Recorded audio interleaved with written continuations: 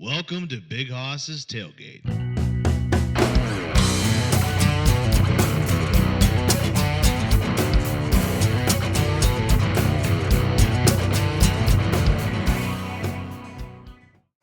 And we're live.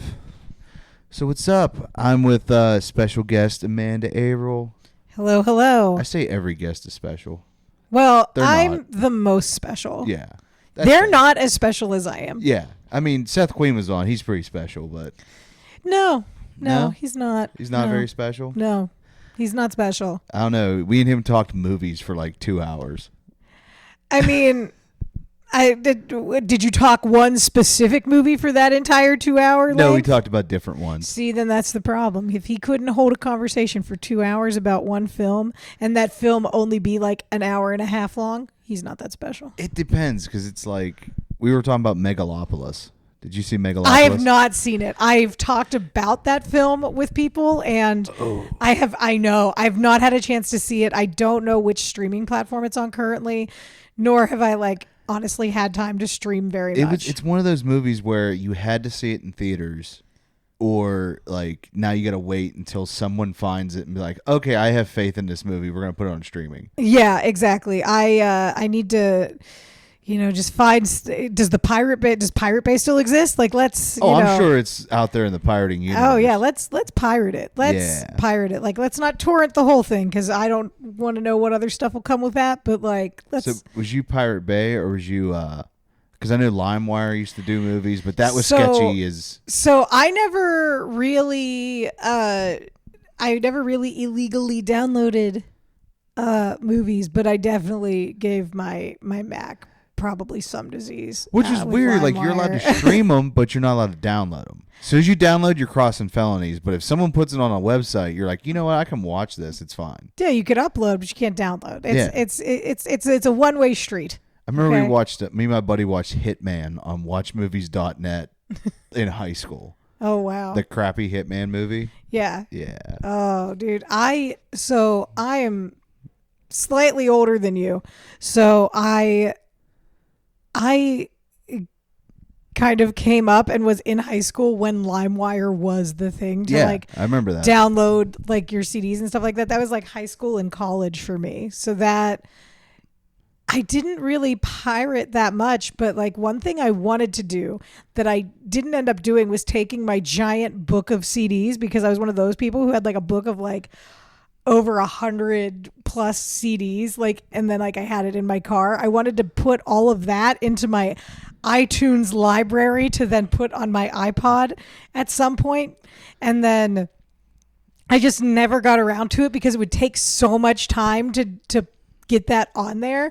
And so now there's just music lost to the ether, because I got rid of so many CDs. Yeah. And I'm sad now for some of the ones that I got rid of, because if I would have kept them and I had their cases in a separate thing, it would have been quite the investment. I mean, I had all of Creed's original CDs. Oh, do you know how many sad middle-aged white men I could have sold those to? I could have sold it to one, because there's only one CD, but I could have made decent money off that. I would laugh though if some college kid found your original CDs and that's what rebirthed Creed to make them popular again, because they were kind of dead for a long time. No one knew, no one. If you mentioned Creed, someone made fun of you. Oh, exactly. Even whenever I listened to Creed and went to their concert in 2002, it wasn't the cool thing to fucking do. Yeah. It wasn't the cool thing to do. All right. That, it was definitely guilty pleasure music. Nickelback. Nickelback was one of those, if I wanted to get hyped somewhere, I'm put on Okay. So Nickelback's first album was good. Then I got the second album and I was like, oh, this sounds exactly the same as the first album. Every single song sounded like a carbon copy of their first album. So I was really upset with that. And that's what made me not a fan of theirs. But then, the song "Hero" just is great. Yeah. All right, you associate that with a Spider-Man movie? Come on, that was the first time I heard a Creed song Nickelback song was because of Spider-Man. Okay, I had the DVD and I just would watch the video and I was like, this song is awesome, dude. I really miss compilation film soundtracks that would as the kids say, they slept. They were bops. It was all amazing. Like the Batman Forever soundtrack with Kiss from a Rose. Yes. That was amazing. That song might be ruined for me because of the Super Bowl, though. Oh, no, that Super Bowl ad was the best ad of the entire Super Bowl. I feel like there was people who weren't on mushrooms going, am I on mushrooms right now? Like, did you dose me?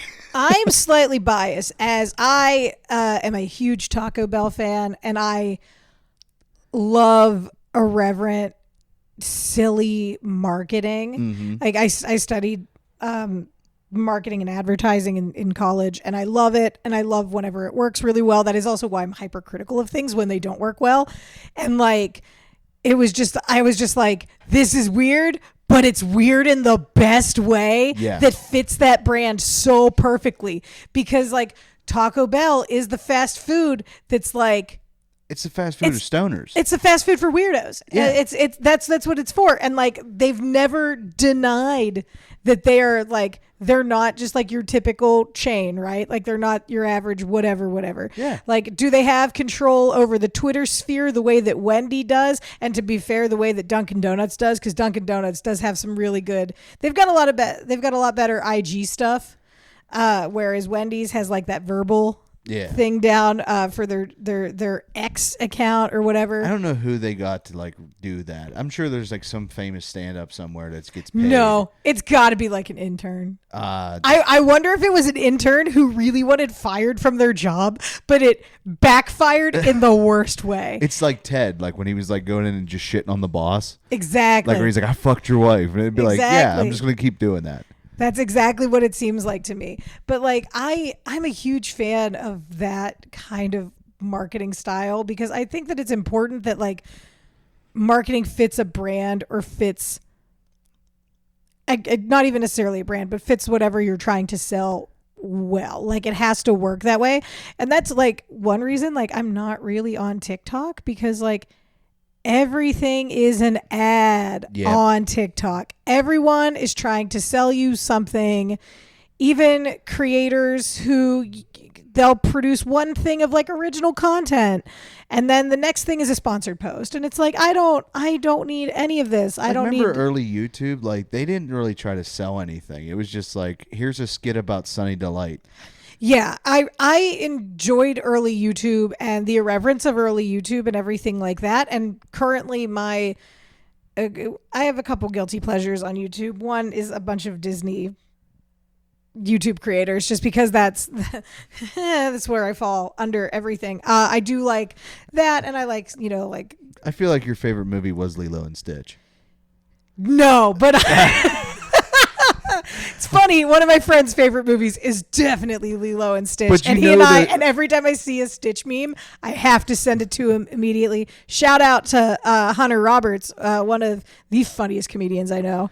I mean, Lilo and Stitch is a solid. Like, I'm so pumped for that live action movie. That live action movie is amazing. And to take it back to our marketing conversation, and this is something that both myself and Hunter and a bunch of like Disney folks have noticed. Whenever the original Lilo and Stitch movie was coming out, they interspliced Stitch taking over Disney classics. I remember that. And now they're doing the same thing with those live action films that have been made from those Disney classics. So live action Lion King, live action Beauty and the Beast, like the posters are hearkening to it.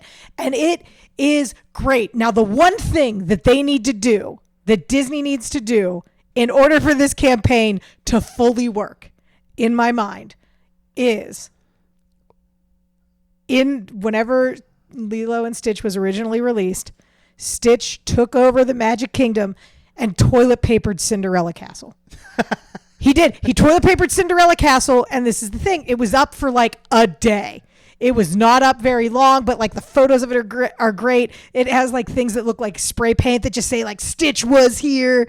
And like it was silly and dumb and irreverent. And I'll be honest, I think that it was the day that the film came out that they had that happen. Imagine showing up to Disney World that day and be like, oh my God, someone vandalized the castle. I would love for, like, everybody gets engaged in front of that damn thing. I would love to see somebody's engagement photo with the Stitch Castle in the background, That because would be honestly, great. that's amazing. That to me would be phenomenal. But I feel like they need to do that for this one. I feel like that is what is going to take this thing full circle. Oh, yeah. I think that that's what's going to work for this. I also want to see it. And like, here's the deal. I'm going to Disney shortly after the film is released. You know what? Disney, I'm looking at you directly in this camera right now. Walt Disney World, Bob Iger, Josh D'Amaro. Yeah, that's right. I know CEO names because I'm that kind of a Disney adult. All right. Decorate that castle as though Stitch has taken over Magic Kingdom again, and leave it up until June 3rd, because I'm going to Disney on June 2nd. Please, for the love of God, I would love to take a selfie in front of there, and specifically have a selfie taken with my shark Bruce. He's very famous on Instagram. And follow Bruce. You got to follow. You follow Bruce? I follow Hell yeah. Yeah. Everybody should follow Bruce. Yeah. Bruce_Berg Shark for those who listen to the pod. And you know what? I need it. That's the one thing I need from you as a company. Do I need you to do better on so many other things? Yeah. Okay. I really do. But if you could do a girl a solid, just one time, just one time, this is it. This they is need that to time. recreate the ad from Aladdin. Do you remember the Aladdin Where Stitch pulls up in the car exactly, and steals Jasmine, and he's like, he's not even from the Get Your Own movie. Yeah. I would love to see that. I think that and this is the thing too, is I think that they probably would be able to do that with, and I'm going to hate to say it because I don't want to think it, but you could do some of that with AI. Yeah. I mean, their hands might look weird, but I mean, you're putting Stitch into films. So like you're using some form of technology. It was so weird. I was watching like Instagram last night, and someone leaked like secret like concept art from like the Avengers movies coming up. And of course, wait, Disney is it Doomsday art or is it old Secret Wars art? Secret Wars art. Because this shows like the Hulk walking around the Hulk village, and it's like Chris Pratt and Vision playing video games together, like, but it looks like real concept art. Yeah, that was released. Yeah, someone put that into AI, and AI animated it to look like the movie, like made it look real. It almost looked like someone shot a trailer with the art, and I was like, "This is freaky. How realistic this can look." I'll be honest, unless they have Jeff the Land Shark in it, I don't want it. Everyone's waiting for it. They have to put it in at some point. I really do think I will accept it if it's in a Young Avengers movie with Miss Marvel, because that would be the best. Well, it's got to be Spider-Gwen, right?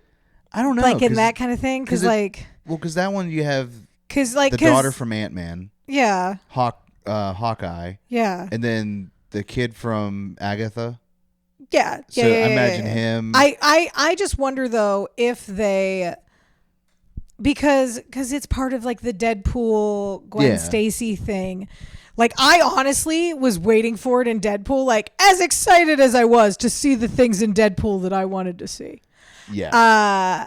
I'm not proud of the noises I made when Wolverine put the cowl on.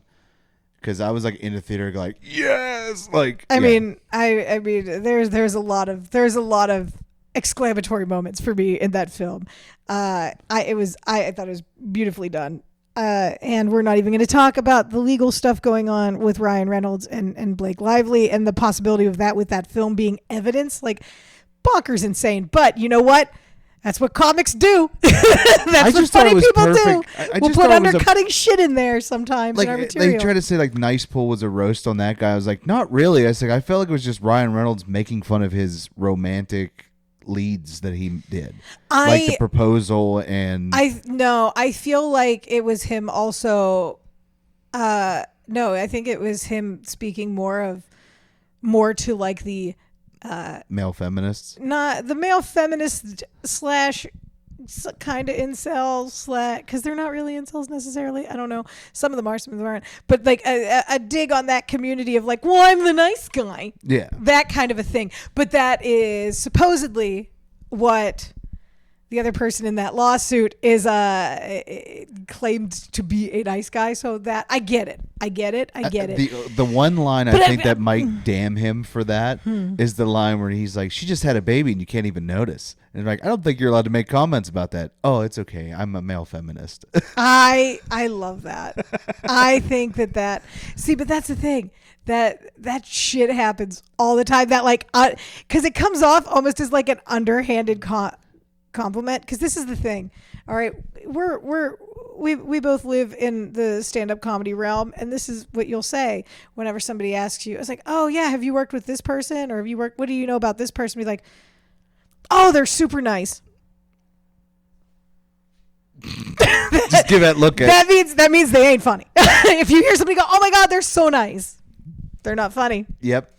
Like if you hear a comic talk about another comic and they go, oh, they're nice. That's fair. That's what it is. It makes me think all the times I've heard, yeah, you're a nice guy. I'm like, wow, that feels good. Yeah. Well, you know what? I just made it feel even worse. Even worse. Okay. Oh my God. Because I'll be honest, I'm a person who does it. I'll be honest with you. You know that person? Real nice. I feel bad. I was talking to somebody about their set and I was like, man, you did really good. Like up to this point. And then if someone was like, what a backhanded compliment. I was like, no, I said, I just feel like the material that you chose to go with, like you had them for the first half and then you hard turned this way. And they were like, oh, I didn't know that's what we were setting up. Yeah. I mean, but I was like trying to say that they had a good set, like do more of that because the other stuff they were like, the audience, well, that's the thing is that maybe it wasn't fully hashed out. Maybe they didn't transition it just the way that they wanted to, so it didn't work. But it was like trying to still pay them a compliment, like you did. Like I can see the potential that this could be great. Yeah, I mean, it just needs. See, I always so whenever it comes to dealing with comics in that kind of a realm, right? I always ask, like, hey, is it cool if I give you a note? Because, one, you want to ask, and they can do with that note whatever they want. Yeah. Like, it could be a note about, like, physical posturing on the stage, act out, punchline, tagging, whatever. But, like, you generally, you want to always ask for consent. Okay? But you do want to ask, like, hey, is it cool if I critique? I had this idea for this thing. And even with people that I've been friends with for, over a decade now in comedy, I will ask them, I'll be like, hey, can I give you a note about that? Or like, hey, I think you can take it if you want. Like, I don't care. But like, this is my thought on this thing. Or like, oh, this is an interesting way you could turn it. Or like, hey man, maybe cut out that like 4 fucking sentences of exposition that you don't really need for that joke because it's stand-up punchline tag. That's how comedy works. But yeah, like I always, when it comes to that, will ask for those types of things. So like, because sometimes people are like, you know what? No, I don't. I'm working something new. I want to figure it out myself. I'm like, all right, cool. Yeah. And then like, if they come back to me on it, I can whatever. But that's what's like. I always encourage like feedback. Like someone is, if I'm doing something, let me know. Like I'm like, let me know what's working, what's not, because it's like I get nervous listening back to my sets because it's just like I'll hear something, I'm like, why did I do that? That's not funny. Oh, I can't stand the sound of my own voice, so I don't listen back to anything. Yeah, same thing with podcasts. I'm never gonna listen to this podcast. Yeah, that's fair. I totally understand that. Like I can't do it. That's why I don't edit my own podcast. That's why I don't edit videos or put them out. I hate it. I can't stand the sound of my own voice, let alone looking at myself. Ugh, gross. Yeah, I don't hate the I hate the subject matter. Yeah, I don't even know if photos. like the clip I should put out is good. I'm just like, I'm listening for the laugh. If I hear a big laugh, cool, that's what we're putting out. Okay. That's all I'm putting out. I'd say I put nothing out because I feel like too, there is like an oversaturation of people putting things out and then it burns material too quickly. And then that's where you end up with a bunch of crappy crowd work, TikToks where Like there, and don't get me wrong, there are people who are great at crowd work or where unique things happen involving the crowd during a show. But I feel like it should be done organically. I don't feel like you need to ask every single person in the first like 7 rows, oh, what do you do for a living? What do you do? Are you on a date? Are you on a date? No, you don't need that to transition into your material if you have any material, number one. Number two, you burn out the audience and it's not as fun. Like you're waiting, like you're trying to force something to happen, and that's the worst. And sometimes you can get crowd work just from a material, like your material. Exactly. I've done that innumerable times. Yeah. Like I remember one time I was just riffing on stage about something. I was coming back from a flight or something like that, and I was riffing at my open mic, and a dude at the bar at this open mic was a pilot. So then I just was like intrigued immediately, and that's how something should organically happen. Yeah. Because like he's like, like something happened. I'd have to go back and listen to the audio of it, and I'm just like, oh my god, like that's really cool. Let's explore this, because I feel like it's so much better when it happens organically, as opposed to like trying to like, ham fist things in and like force. Because the audience is there to enjoy the show. They're not there to be, the center of attention. Unless they're a bachelorette party, then they're there to be the center of attention. And you got to put a kibosh on that real quick. Yep. Because that's the worst. The worst audience to perform in front of is like bachelorette party or like drunk girl birthday. Oh, they are the worst. I've literally gotten in front of them at some shows and been like, look, this ain't about you. Okay? Yep. This is about me right now. And all these people don't want to hear about you. Right? Audience? Yeah. No, they want to hear about me. So I'm going to talk about dick pics for like the next 5 minutes. All right? Which they should be all right with, because they probably have little ones on their straws. Usually. Yeah. Trust me, I almost had that happen to me in Nashville. Like somebody was like, here, do you want to try my drink? And I was like, yeah, sure. And then when I looked at the straw, I was like, wait a minute. And there's like a little pee-pee on the end of the straw. And I was like, nope. That could have, like, you... if I was like... See, now I'm going to write a bit, because like it's churning in my brain. Now, this is how things happen organically. Dude, do you ever think that like somebody did cocaine out of a dick straw? Oh, I guarantee. They had to have, right? Guaranteed. Like you have to, like, firstly, the best straws for cocaine, there's two options. One, McDonald's old school real thick straws. Goat. Okay. 2, if you're smart, there's a certain brand of tampon that has a plastic detachable applicator that is like perfect shape for, don't ask me how I know these things, the best shape to do the cocaine. And it's like, it just works. It's just designed for that. I don't understand how I know that it would be designed for that, but I do know that it is designed for it. And then like, gotta think somebody's done one out of a dick straw, right? Like, I'm kind of mad that it doesn't work like that. Like, it should work like an elephant's trunk. Like, I should be able to go, like, with that. It'd be awesome. And it's like, would the same effects happen? Like, would you still feel the same, or would it take longer for it to kick in because it has to travel there? Well, I mean, out of the dick straw. I mean, you're snorting it up through the balls first, so it's got to take a little bit more time. Yeah, it's got to gestate in there for a little bit. Yeah, gestate is the proper term for that. That's a good term for that one. Cool. Now I'm going to write a bit about this. See, that's how things happen organically with comedy. You riff with your friends, and then like it just happens. Also, now, like, the other thing is I got to look online, got to do my research, make sure somebody doesn't already have this bit, because that is another huge problem, is like joke thievery. But also, it's not just necessarily joke theft, but like, there's only so many thoughts that people can have about so many different things. So like, if it's just too tangentially close, like, you want to make sure that you're not touching on that in the same way. The same way that everybody's like, online dating, am I right? Apps, blah. Okay, like, yeah, we all know that they're hot garbage. But if you have a unique take on it, unique experience, and then like, that's what makes those jokes funny, as opposed to just the same thing that, somebody read off of Twitter or X earlier that week. Wink.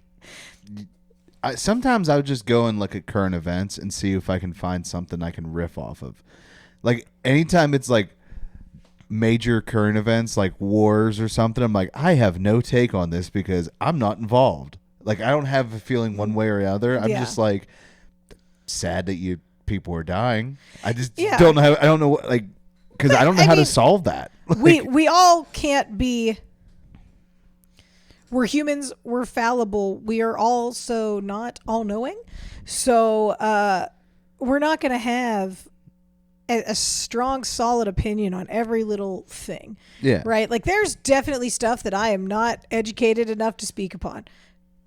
1,000,000 times out of 10. Like that happens to me a lot. But at the same time, like I know whenever it comes to like writing, because I would do that as like a writing exercise, especially whenever it became like packet season, like to like write packets and submit them to like late night SNL because they want timely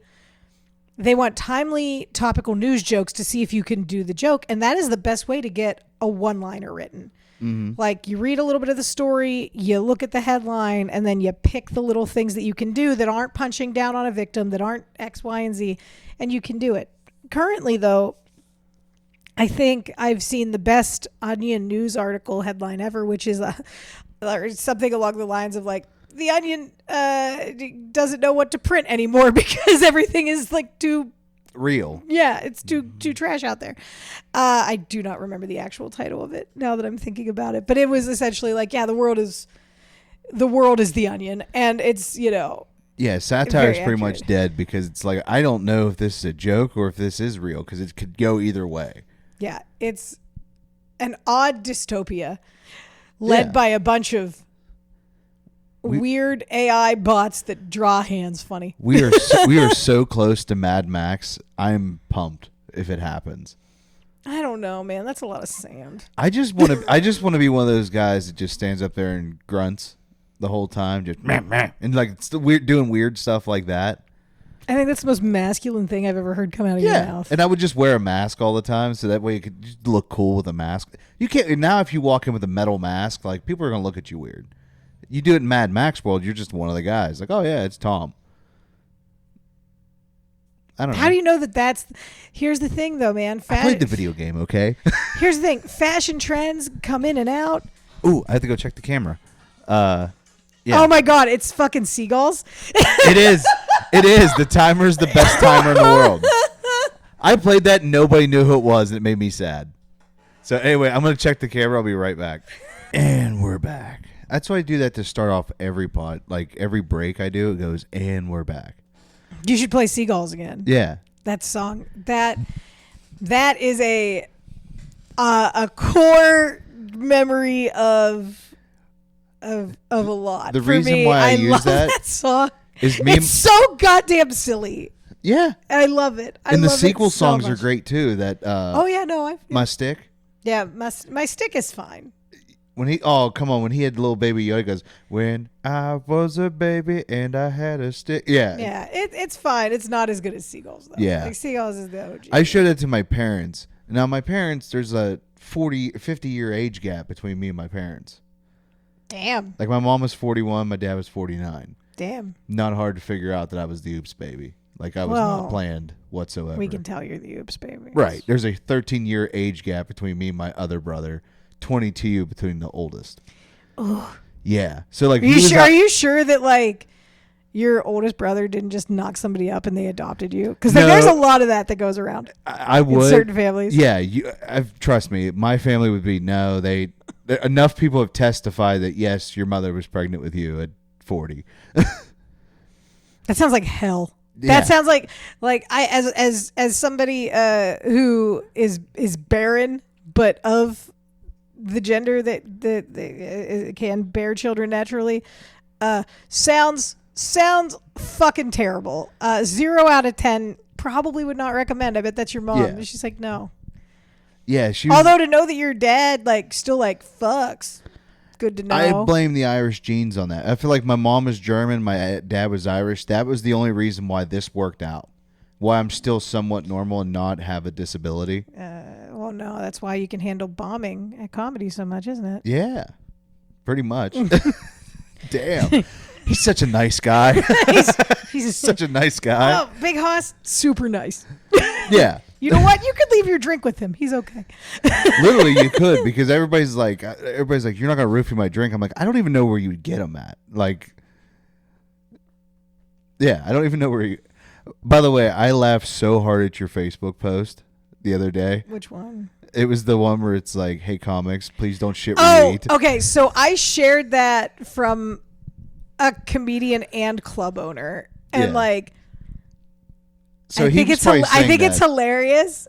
But then there were certain people who liked it or commented or sent me messages about it. I'm just like, oh man, I don't think you're allowed to say anything. Yeah. Like it's like, excuse me, sir. Yeah. I don't think you have an opinion on this one. I was just so proud of my comment. I told Scriva about it. What was I your like- comment? I don't even My remember. comment was like, "But the bartender called me hun." Oh, that's right. And I think Danielle from Scarps liked your comment. And I was like, oh, that's perfect. It's like chip's kiss. Yes. Like, love it. I Because love that it so is. much. It's I'm a sucker for like if I go to a bar and the bartender calls me hun, that she's in love with me. You're I'm instantly planning in love. a wedding. Everything's fine. God, you are the biggest mark whenever it comes to a strip club, aren't you? Oh yeah. I remember the one time I went into one and I sat down, and as soon as I sat down, two came over and sat next to me like, "Hey, how's it going?" I'm like, "What the like I just sat down." Like, They could smell the desperation. yeah, don't you? because my buddy was just like, "No, man, like they did that because they knew you had money, you had swag when you walked in." I'm like, I don't think so. I don't think that's how it worked at all. Swag is not the thing I would ever use to describe you ever. Yeah. No. Yeah, I have friends that, use those terms and I don't. I'm not. No. I also have no swag, but at the same time, like, okay, so I'm single, so dating sucks, right? But like, it's even worse online. Like, Yeah. I am much more charming in person, but this one time I went to a strip club, and I was there with my friend who was dating a stripper, and there's a whole nother backstory to this part, but that like, just seems like hell. it was his type. I don't know. And he dated multiple strippers with the same actual real name, not the same stage name, but the same real fucking name. I'm like, dude, I think people are sometimes just drawn to certain names, and it's just weird. I don't get it. But anyway, digressing from that women point. with the name Tammy. Oh my God. Yeah, you look like, I mean, I'll be honest, it looks like if you transitioned, your name would probably be Tammy. That might be why. Yeah, you look like a Tammy.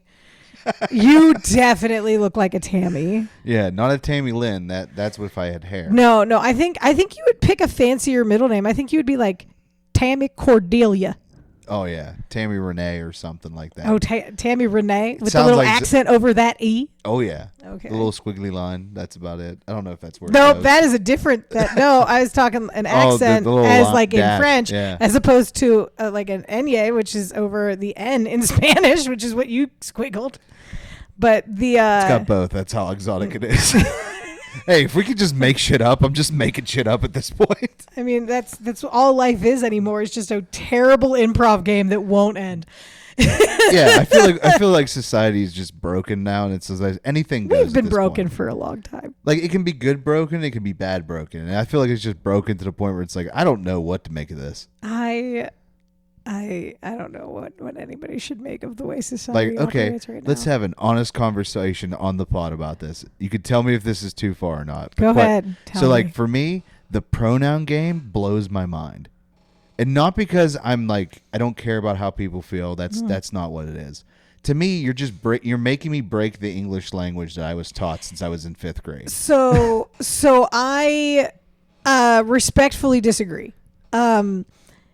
Because here's the thing, and this might also sound. Firstly, people have been referred to in the plural, Right. they, them, since Shakespeare and prior to that. You can look at it, you could visibly see it in other things, so it's fine. Yeah. So like that doesn't bother me. Is it different than what I was taught in school? Yeah, but you know what?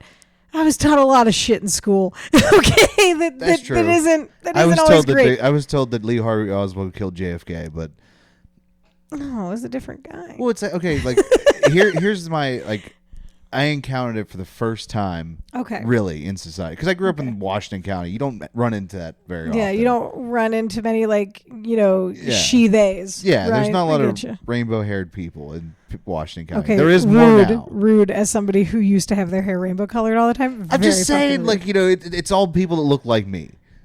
A lot of That's it. fair. That's fair. And A lot of sometimes inbreeding. A lot of them worse than me. I feel like I'm DXL business class when I leave Washington County. He says as he wears a vague Canadian tuxedo on his own podcast. And a Wolverine shirt. Target, my favorite Target, shirt. or is it DXL? Oh no, that's DXL. Yeah, you got to get that one at DXL. Yeah. I guess. Yeah. They have the best graphic tees. But so I had this weird experience. I was doing a movie, and like a student film or whatever. I was doing a movie. Yeah, it was a student film. It just sounded cooler in my head. Yeah, no fucking shit. So, but my co-star was, like in the script, I feel like they left it like vague, like it could be a man or a woman for this part. Yeah, they were probably casting open Right. gender casting. So it ended up being a teenage person, okay, and they used they them pronouns, but okay. I knew that this person was born female. Okay. So in my head, I was like, oh, but I kept going, they, because I was trying, I apologized the first time. I was going to say, if you're correcting it and you're apologizing for the misstep, that I find is respectful. Because I didn't pick up on until like day 2. And then I was like, and you apologize for it. I think that's fine. I waited till we were setting up, and I was like, hey, listen, I just want to be respectful. Like nothing, like it doesn't bother me, like whatever. I just want to make sure I'm saying it right. And if I do say it wrong, it's because I was born in the 90s. Like, you know what I mean?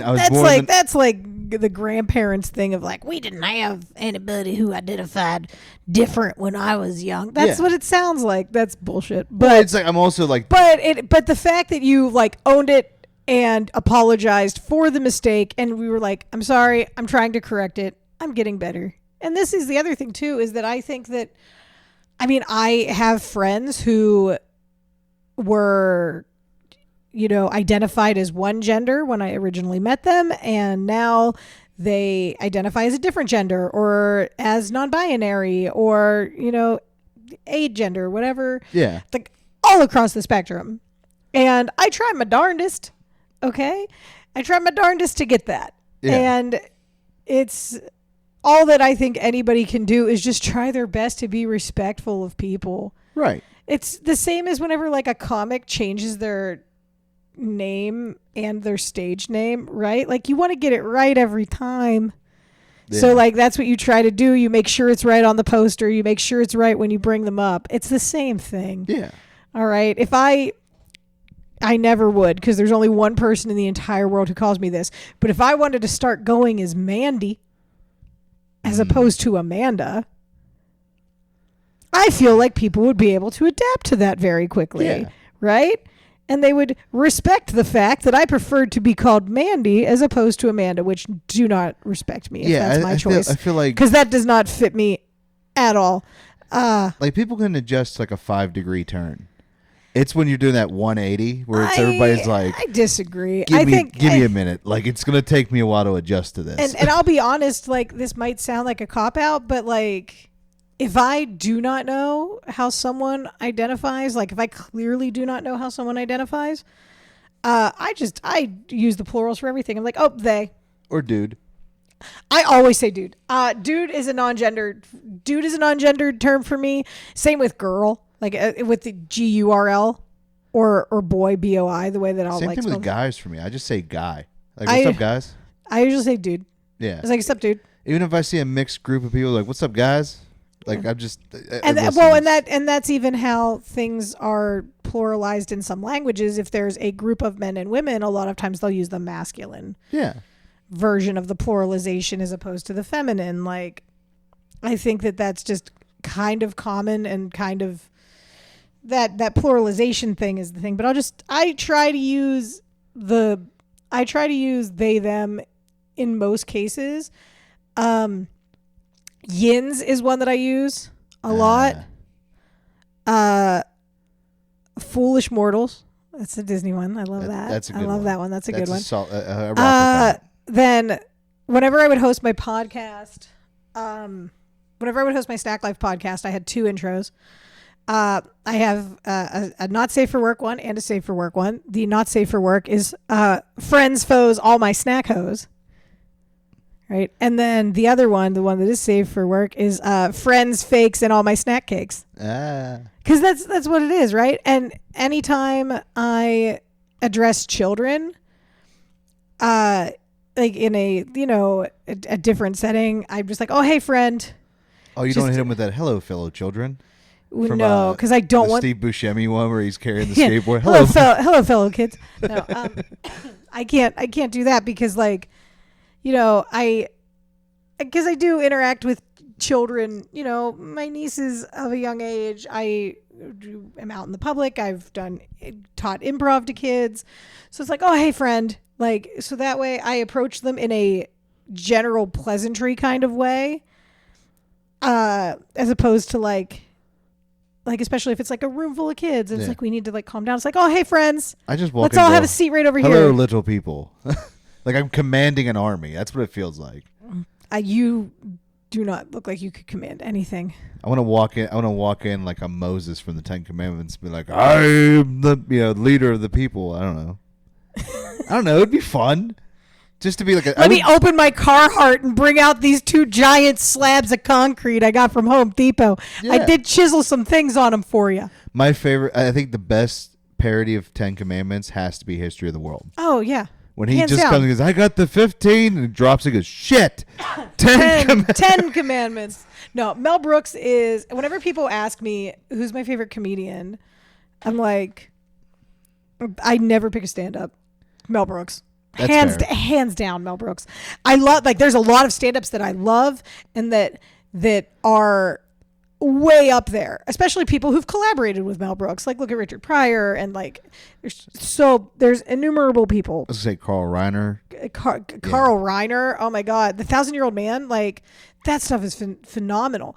But there's so many, it's so hard for me to pick because I also am a person who can admit whenever some work is stronger than other work. I can name certain people I like better than other people, certain material I like better than other material, but picking a favorite, who's your favorite stand-up? One hokiest question ever. I grew up growing up with older parents. I was exposed to so many long-term comedians.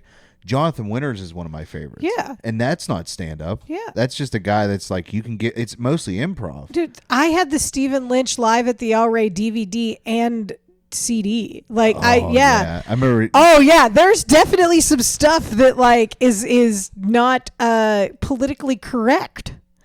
Rodney Carrington for me. Okay, see, there's definitely stuff on there that's that would not fly. Yeah. Oh, I mean, what might fly now, but 5 years ago would not have flown. Yeah. Because of the woke mob. I'm one of those just everybody if we laugh at each other, everything gets better. You just got to make sure that, hey, you're not being a dick about it. Well, that's the whole idea of not punching down, right? Right. That's why certain things that are more risque as far as comedy is concerned, right? They're just the topic wise, not even necessarily risque in the sexual term of that, but that's why things talking about gender and identity and all of that, if you're not punching down, you can do it. Same with talking about certain violent acts against people. You can make fun of stuff as long as you're not punching down. See, I'm on the victim or anything like that. You're able to do it. See, when it comes for violent acts for me, I'm 100% I watch The Punisher and get excited. Because I'm one of those go after everybody. Equal opportunity when it comes to bad guys. Yeah. Oh yeah, this guy robbed somebody. I don't care who you are. That's just where it goes at. Go for it. Yeah. Because it's you need to put the fear in criminals back. I feel you have to put the fear back into it. No. See, but the thing is though, and this boils down to the idea of everything not being black and white and everything operating in different shades of gray. Yeah. right? It's like, oh yeah, we got to put the fear back into criminals. Oh yeah, this dude stole a loaf of bread because his family's starving and he needs to feed his children. I'll see. When we get there, to you go. Okay, see, now we talked about Aladdin. You didn't think I was going to bring Aladdin into this at some point? That's fair. So I agree with that. But I'm also OG street rat. Listen, I'm also hard against crime, but that also means like you have to make things livable for everybody else. If people are actually trying to better themselves and do good, then you need to make things easier. Are we talking socialism, bud? Hey, listen. Communism works whenever when greed's not involved. You don't have greedy and people. That's when you have communism socialism. Works. Yeah, then it works. But the problem is that you can't depend on people. That's what I think. That's the problem. Well, no, because we're all selfish. Yeah, that is essentially one of the major flaws of human nature. Yeah, is self-preservation and selfishness. Yeah, it's like there's always going to be someone who's going without because they just don't like. And not even that, but yeah. But we're especially in America, especially the way things are now, the way things were for our parents, even individualistic society is for sure the main focus. Now, prior to that, things were more communal. And if we go back even further, I mean, you go back to the caveman days and it was survival, right? Yeah. But it was survival of the group, not just survival of one person. And that's the main difference in my mind. Like and that's where I struggle, like, not to sound egotistical, because it's going to sound egotistical as fuck. But I generally focus more on community preservation over self-preservation. I try to do what's best for the collective, even if it may harm me in the long run, whether it is familial based or business based, stuff like that. That's just generally how I operate. That means that, like, if you're starting a small company, you might not be paying yourself because you're paying your employees. Yeah. Like that's how that stuff works, and that's how that checks and balances works out, right? And I like to think that I am more community focused as a person, but at a certain point you have to be selfish. You have to be. And like, that's like why I like to do this, because I want to be able to like get my friends out there, like people that I like cool. Oh, I'm your friend. You like me? I mean, he's really nice. Yeah. See? Yeah, that's how it is. No, it's like, I'm just saying, like, there's people I like out there, and it's like, well, yeah, why not just like have them on, interview them, so like other people can get a chance to see them and get to know them like I know them. Or it's like, hey, watch me like get to meet this person. I don't know who this person is, but I want to get to know this person, even if I think differently than this person or whatever. Like, yeah. I like to do projects that I generally think will be fun. Like, I like my podcast I had a few years ago, Snack Life. I've been trying to restart it, but life keeps getting in the way, which is unfortunate, because like that is like the thing of where like, oh, I'm having to do this other stuff. I'm having to be a little selfish and like not focus on something I really enjoy doing and I really love, just because like the timing's not there for it. It's like, oh no, I've got to do this thing for this other person. Well, no, you have this thing that you really love and you really want to do that instead. I'm having like trouble with like that kind of stuff. But I think that like you should generally put out projects that are self-serving in the way that they make you feel positively. You know what I mean? Like, there's a podcast I'm working on now with a few friends from Ohio, and it's a film-based podcast. I don't know if it'll be out by the time this happens, but like, do I need to do a podcast? No. Do I want to talk about movies and watch movies and talk about them with like people and like get perspectives on it and like write jokes about it? Hell yeah, I do. Why? Because it's fun for me. It's fun to do that. Is producing a comedy show fun? No, generally not. But why do I do it? Because I know it's better for the community. Like there's that even balance of things. It's like, this is my community-based thing. This is my little special sweet treat just for myself that I get to do. And it's like, okay, if I do this one thing, I do this. It's using the Pomodoro method, but just with projects, right? Are you familiar with Pomodoro method? Pomodoro method is a way to get things done. It is where you set a timer for 20 minutes and then do something for 20 minutes and then have a 5-minute break. And then 20 minutes again and 5-minute break. So like cleaning your apartment, like 20 minutes cleaning, 5-minute doom scroll.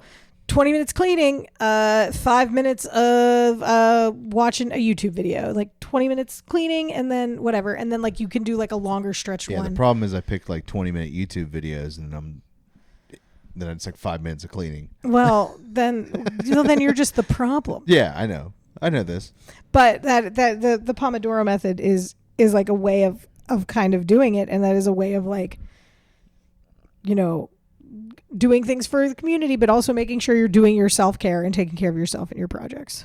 Yeah, and your things. I mean, I like building this up because it's like fun because it's like it's also experience. Like something, it's like I'm learning how to do this, and it's like, and then you get ideas for jokes when you're talking with people. Yeah, I've got to write that dick straw joke later. Yeah, there you go. See, also, I have to say this because it's gonna bother the shit out of me. I think that you need to. Okay, so I know that the hat that you're currently wearing is not part of your merchandise. No. Right. Insert merchandise plug, but I think you need to make a hat that instead of saying cowboy and is in that font, you need it to say cunt boy hat. Oh boy. I think I would wear it. I would wear that as well as a Midwest princess hat in the same day. Yeah. I think that it would be great. Well, it's like I tried to wear an actual cowboy hat on stage, but I don't know if you know this or not, but it's really hard to maintain a cowboy hat.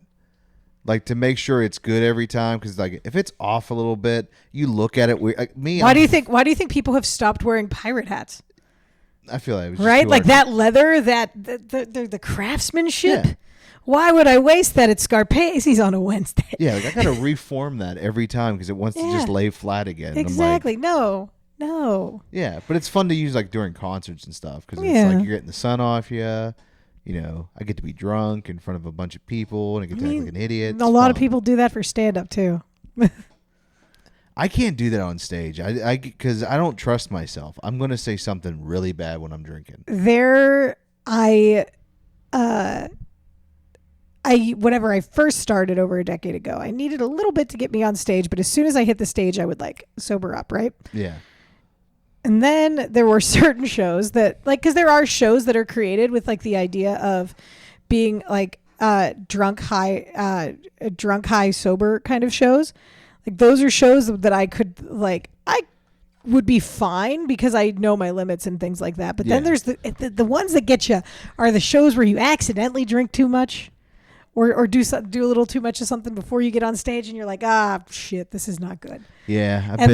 That's why I don't drink anymore for other reasons, but I would not drink before I would go on stage. I would occasionally, if I was doing 2 shows in a night, I might have one in between just to like, you know, just to enjoy it as like a little treat after the first one. But like, there's no need. I hate when people get up there and they're all messed up. But my biggest thing that I hate is when people get up there and they're on a show where they don't need to be messed up. Like, I'm not talking about those types of shows. Yeah. But they get up there and then they say that they're fucked up. And then they are blaming them being fucked up for their jokes not working. And it's like, well, you could have controlled that. And the thing that I hate about that is when they do it in front of a paying audience. It's even worse. You do it in an open mic. Shit happens, whatever.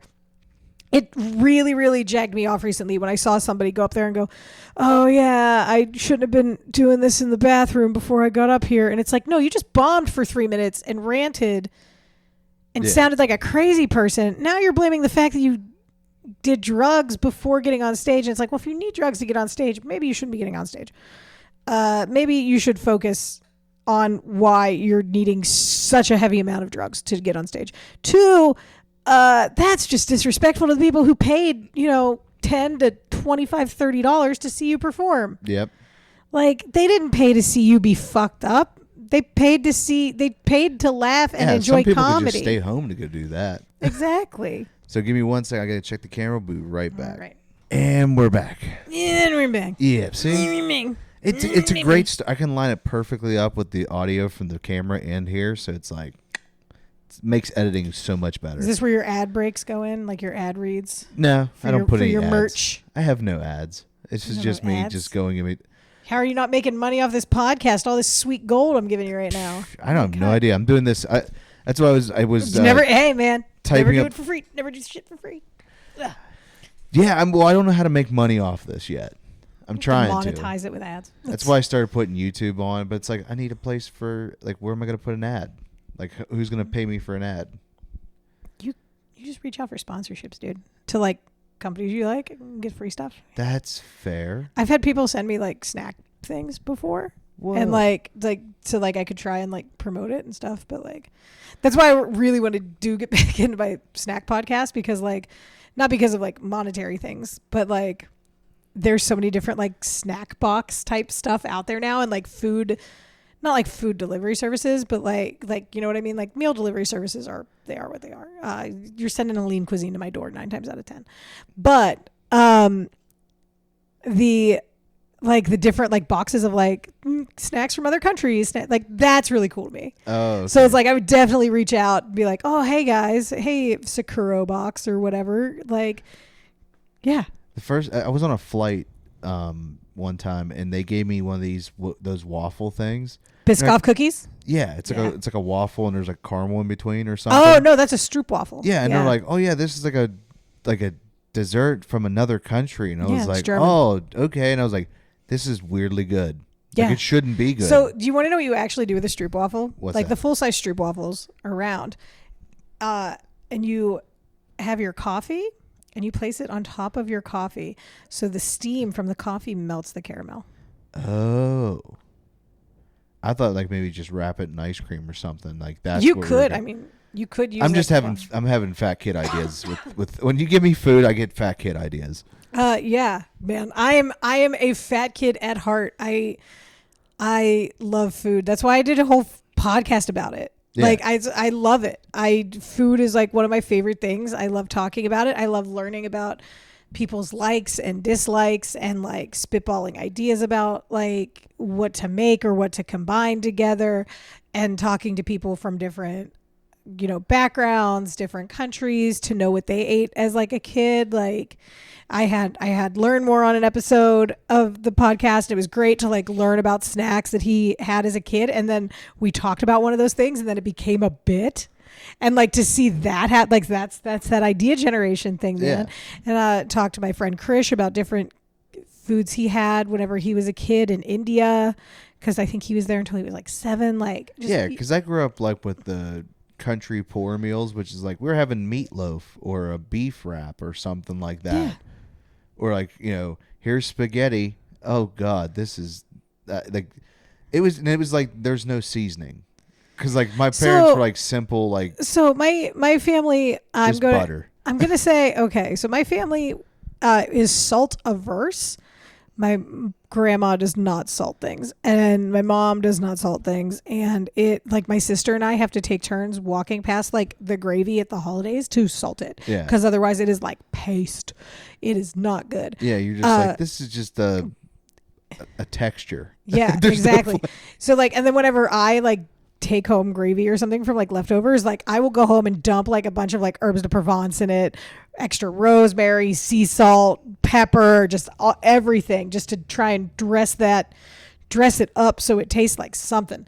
But like yeah, like I grew up with a very similar plain diet, but I'd always been adventurous whenever it came to food. Like whenever I was 16, my family, we went on a Disney cruise.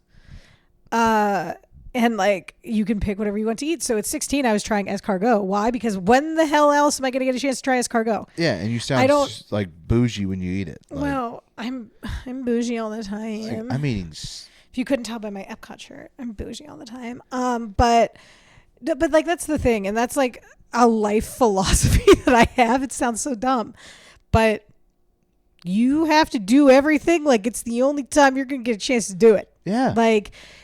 It's that way with everything. Like some people frown on that. Like, hey, why can't I do cocaine at work? Yeah. When is the other time I'm going to get a chance to do it? When else am I going to get a chance to do cocaine in the middle of a grocery store? Today's the day. Yeah. I'm just kidding. I don't do cocaine at work. No. Don't test me. I'm just kidding. Start doing that. Don't test me. But that is like kind of like the idea though of like, as long as it's not harming anybody else, to go do it. Like that's the whole thing. Like very lucky. This is where I say things and I plug things that aren't announced yet, or that will be announced by the time this is released. So I got into a comedy festival over in Amsterdam because one of the we set weird goals. What a chance to try everything, right? I've never traveled to Europe before, and I've never done that, and I'm so stoked. And then I told my mom about it and was like real excited, and my mom, who has like lost her husband 5 years ago and is like, getting to like go and do all these things now. She called me a couple days later and she goes, so when are we going? I'm like, Sandy, I'm like, has she been to Europe she's either? Never been. Then and she's exactly. She's like, I want to see. And I was like, what do you want to do when you go there? She goes, I want to see the Eiffel Tower. I'm like, okay, we can. I was planning on going to Paris and London.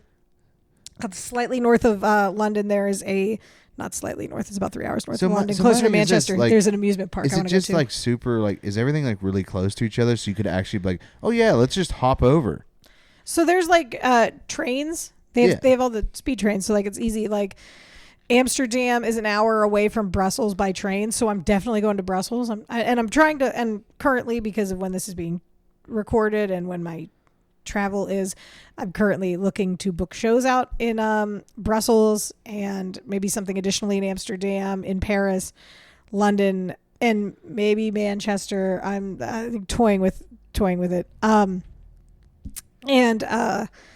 But yeah, it's all pretty close. I mean, we're gonna go into London and we're gonna take the train to Paris and we're gonna go to Disneyland Paris because my mom and I are Disney adults. That's what we do.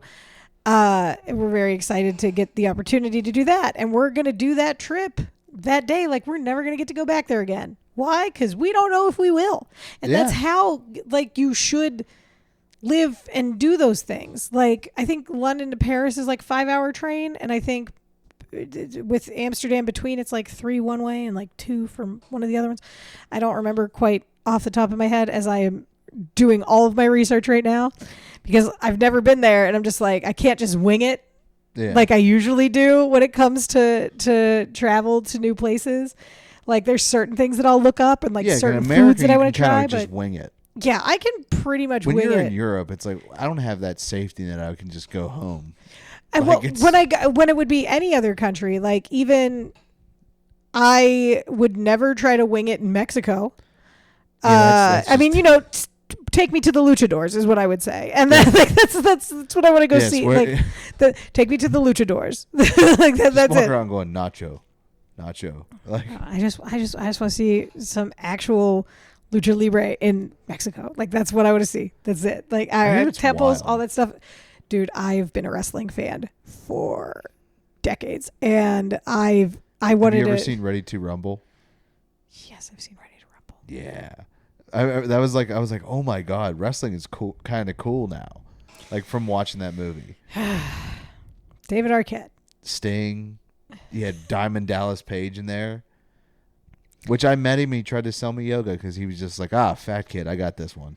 Dude, his yoga is great. I haven't tried it, but go. His yoga stuff is legit. Like, I mean, it has changed the lives of professional wrestlers and other everyday folks in such a way that, like, look, I think he signed the DVD for the Resurrection of Jake the Snake. This is that is like awesome. There's gonna be if there is one person who I would put on that little like pedestal, you know what I mean? Yeah. Sure shit ain't Elon. Sure shit ain't Trump.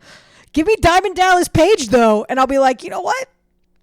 I really think that deep down he's a good guy. I've never seen any evidence otherwise. And if anybody has evidence otherwise, send it my way. Because Well, because wrestling has been destroyed. I have for a lot met of some people. wrestlers because I used to go to Steel City Con. Yeah, yeah. Like that's where I got the picture of Burt Reynolds. Yes, another trash human. Yeah. Well, oh no, he was cool. He was bad like later in life, but I've heard like when people met him in person, said he was very nice, like to fans and stuff. Like You can meet someone in person. It doesn't mean they're not a garbage human. yeah. How do you think? How do you think I exist? I feel like as he got older, like he had regrets, like when he was like crippled, like that age. He was that age when he was doing like his last like 3 movies. You could tell like he's like I wish I did more with my life, and it's kind of sad. It's not even that people wish they did more, but like I'm just saying, it's like maybe just don't. Yeah, like, he's like Sally Field. I fucked that up because that should have been who I was with, and I was like, well, I mean, hindsight's 20/20. Did he actually say that to you just as random? He's like, no, he didn't. I should have married Sally. No, he did say that like in an interview. Like he was like, that was the love of my life, and she's like, I'll talk to him about it. Well, I'm not talking to you about it. That's what she told the interviewer. I was like, damn. Yeah. I love that she's sassy. Yeah. I love it. You love a sassy broad. Yeah. Like the wasted use of her as Aunt May. She could have been so great. She's such yeah. Gotta say though, Marissa Tomei as Aunt May, perfect casting. Great job. Did you see the someone has the fan theory that Joe Pesci is Uncle Ben? Oh my God. No, but I would love that. It would totally fit. I don't think it would, just because of the accent. The accent's not there. Oh yeah. That's what I'm saying. The accent's not there. That's how that doesn't work. It could be in a different timeline. Have you been watching Daredevil? I have not. I have not watched Daredevil yet. I know there's a lot that I got to do. Oh my God. Okay, I'm behind on that. I'm behind on a lot of the Star Wars viewing stuff, and the new season of Andor is coming up soon. Like I've watched all of Andor, so like I'm not too concerned about that. I was kind of shocked they went this way with Daredevil because the There's so Netflix much show content. wasn't like, it was TVMA, but it wasn't like Sopranos. Yeah. This one just leans into the Sopranos part. Like they're saying the F word all the time. Well, and I was that like, comic was also very violent too. Yeah. So like, and like I feel like Deadpool was like the litmus test for them, and it's like, oh, we can make things like we can put them on the Disney streaming apps and make things that are super violent and vulgar and gratuitous. And people will still watch them and love them. In fact, it makes it more endearing. Hell yeah, let's go. yeah, because it's like some characters deserve that. Like I bet if they do Moon Knight now, it'll be like this. I don't know if they're going to bring Moon Knight back, which is kind of sad. I liked it. I liked Moon Knight, and I love Oscar Isaac. I did feel it was wasted hold on, potential. Yep. Oh, Oscar Isaac. Meow. I do want to see Moon Knight and I want to see Moon Knight interact with the Fantastic Four, because I want to just see him and Pedro on screen together. I love the fake. I love them so much. Oh. That's what I love. I love that. I love that friendship. I love didn't that. see him as Reed Richards until I seen the trailer, and I was like, oh, I understand what they're going for. I think he's a great Reed Richards. He fits perfectly with that 1960s look. And I said that for a long time. I was like, if you're going to do Fantastic Four, you got to do it like Incredibles. Set it in I the like 60s. the mod. I love the mod design of it. Yeah. I mean, obviously, like, is it set in the 60s? I don't remember. It's an alternate universe. It's an alternate universe, but it it's like has a that. 1960s. But it has the mod look. Yeah. And that's what that series did need, is the mod look. I never saw the remake with Michael B. Jordan and stuff like that. I never saw that one because I heard such bad reviews, and it was in and out of theaters so quickly at the time. Did you ever read the Ultimate Comics? No. It's basically the Ultimate Fantastic Four, which was kind of garbage, which fit the movie. Okay. Like, but I feel like there is I'm a champion for director's cuts. Okay. Like, I love seeing the original version of things. Oh, are you a Snyder Cut guy? I love the Schneider cut. I loved it so much. Like, I get it was 4 hours long. I get it, and I understand everybody's bitch about it. But you can't tell me it was like not watching a graphic novel come to life. It just wasn't. Nothing he did for DC was good. Nothing he did with DC was good. And then I accept it as Elseworlds. I don't say that this is main canon. Like James Gunn, I like what he's going to do. I think I hope to Christ James Gunn saves it.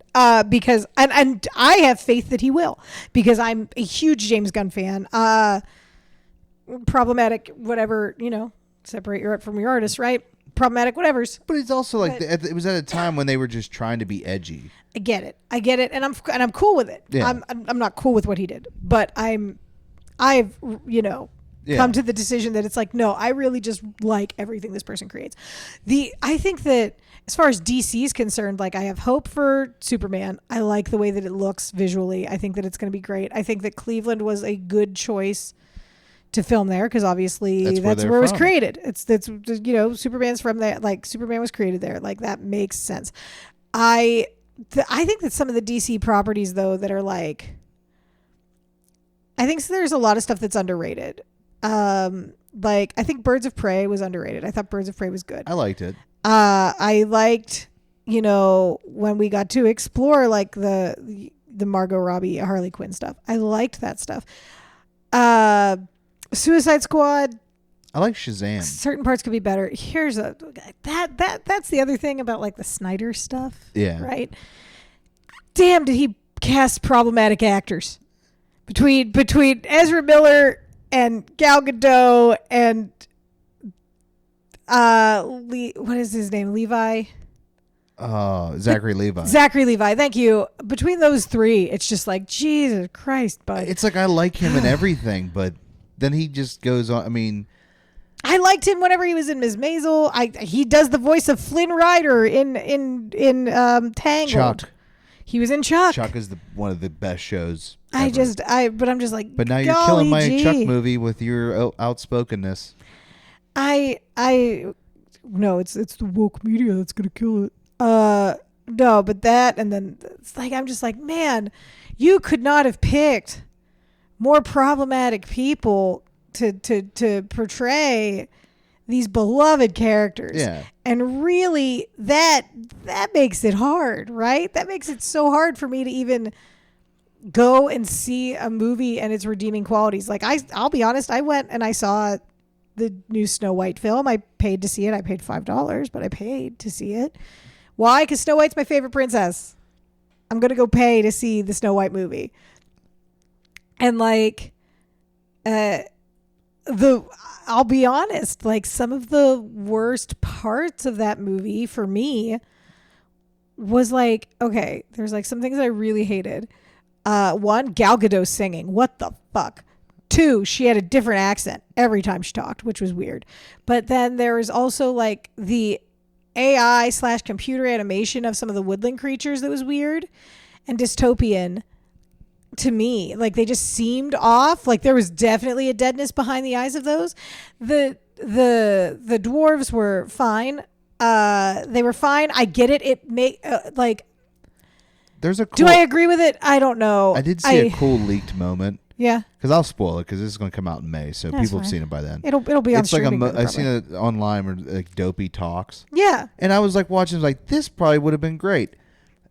Me personally, I just the actress kind of just like her just added everything I've seen her in. Her attitude just kind of just turns me off as Rachel a person. Zegler. Yeah. So this is what. Okay. So but that's Rachel. That's just me personally. Like, I don't care. Rachel Zegler's been in what, 3 major things? She was in West Side Story. She was in A Hunger Games. Yeah.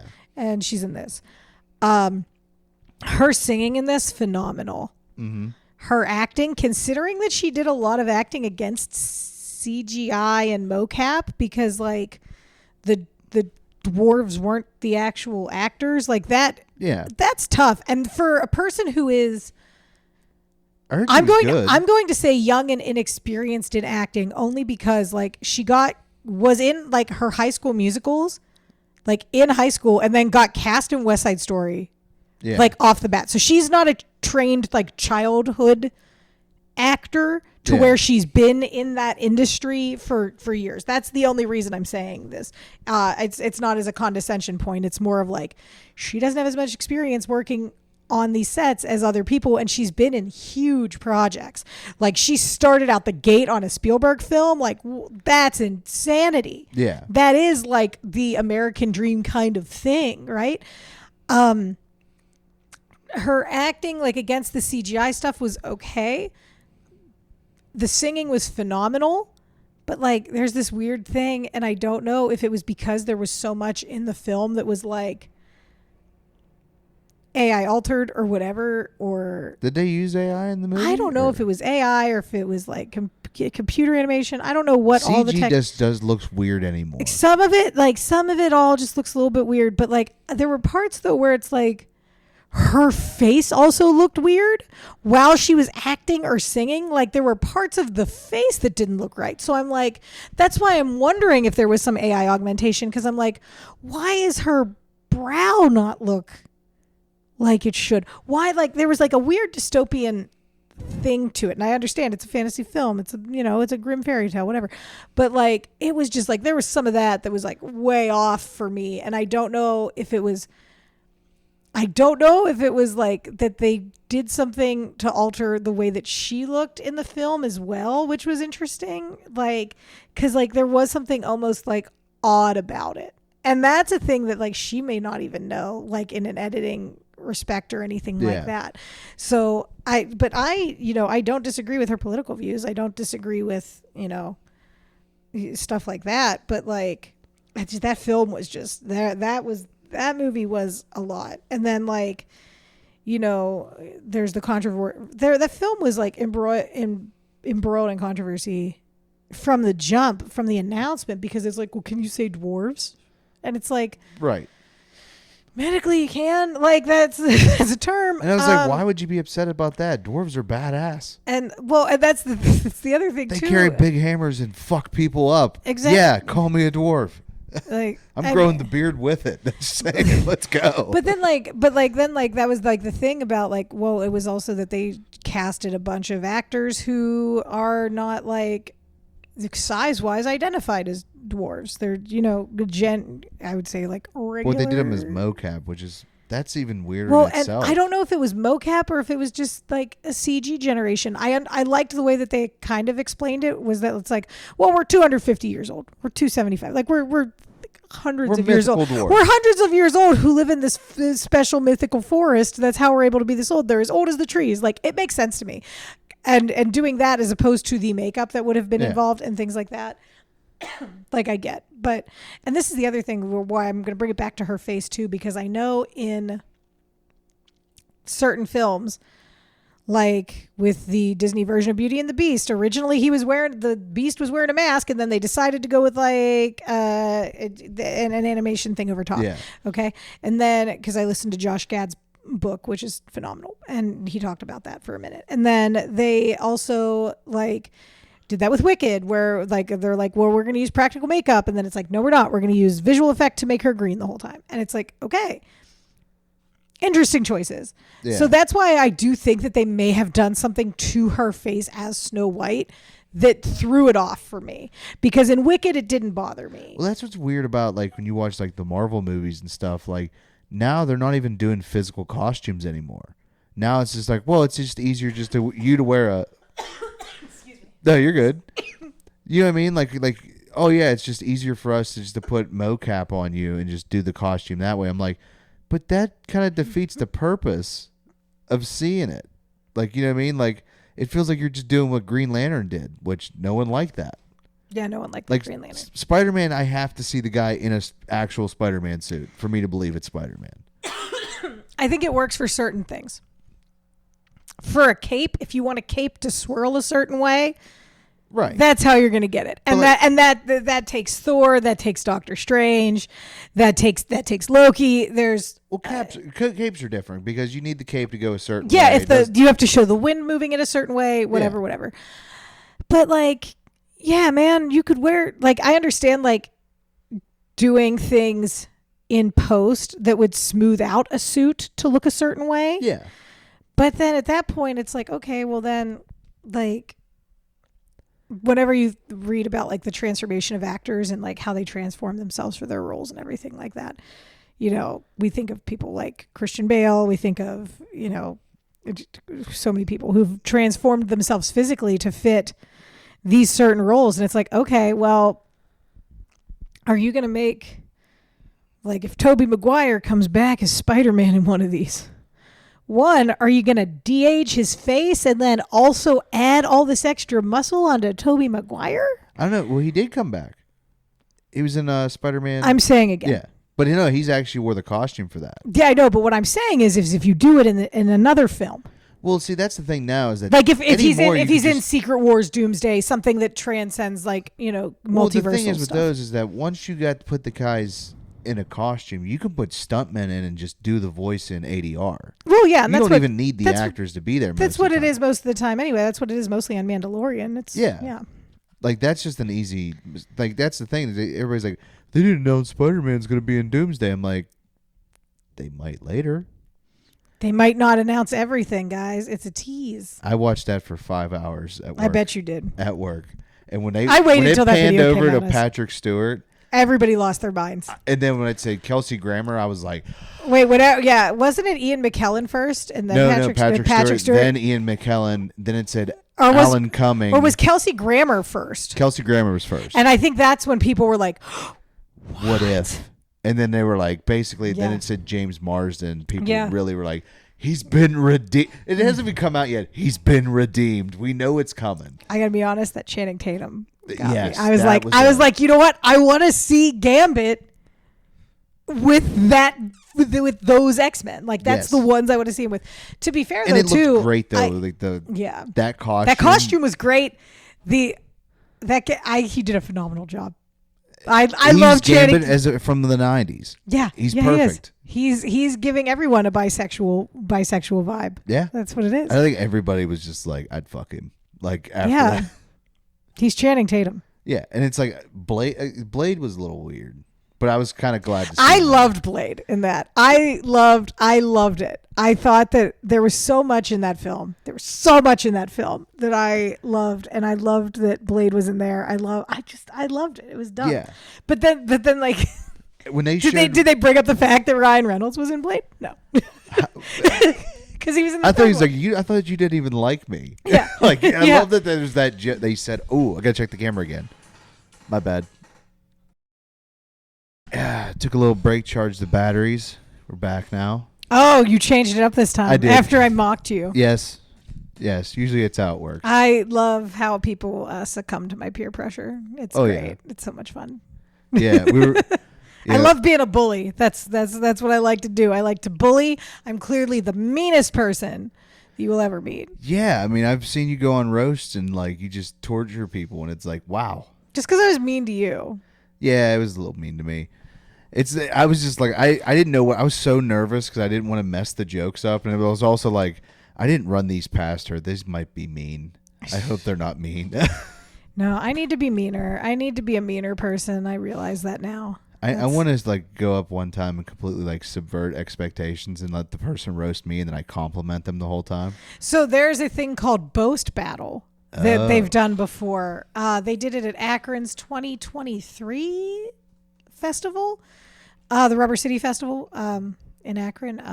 I forget the guys who produced that show because it is a different producer, but it was phenomenal to watch. I loved it. I loved watching it. I thought it was great. I imagine it's like when they do the employee of the month and people go like, this employee like saved my raccoon that was trapped under a tree. Like, no, there were some that were so funny because they were like backhanded compliments. They're like, Zach's dick is so big. My mom and dad couldn't even take it. Like, something geez. Like that. Like that's what something dumb like that. Something like, but it was like up. super like dumb and funny and gross. Like, and or like just dumb and funny. And I really enjoyed that a lot. That's fair. Because I think that's a unique style of writing that could be explored more. Oh yeah, because I mean, I think about like whenever was it Norm Macdonald roasted Bob Saget. Yeah. And all he did was like, he's like, I don't want to say mean things about my friend. I'm just gonna call. And he just would like he'd give like these super like 1930s jokes, and they were like super cheesy. Yeah. I love when people do something like that that's unexpected and that's funny. And I especially love whenever it works. I was on a show the other night with my buddy Lorenzo De Silvio. Love him. And I did a bit about where I say that I was ghosted. And then his entire string, and I didn't know this at the time because they were supposed to do new material, and his entire string of jokes for 5 minutes were like one-liners about how he's never been ghosted. But how this other thing happened instead. Like, he's like, I've never been ghosted, but I've been Frankensteined. Like, I've never been ghosted, but I've been... and it was just so dumb and so funny. It had me dying. Like, I was dying, snort laughing, having trouble breathing on stage with him. Because I was just like, this... I love that. And, like, he's one of those people who can write like that. And it was just so good. It's just like, God damn, dude. Everything he does, I die over because it's so funny. So you mentioned SNL. Who was your favorite like cast member, you think? Oh, Jesus, I don't know.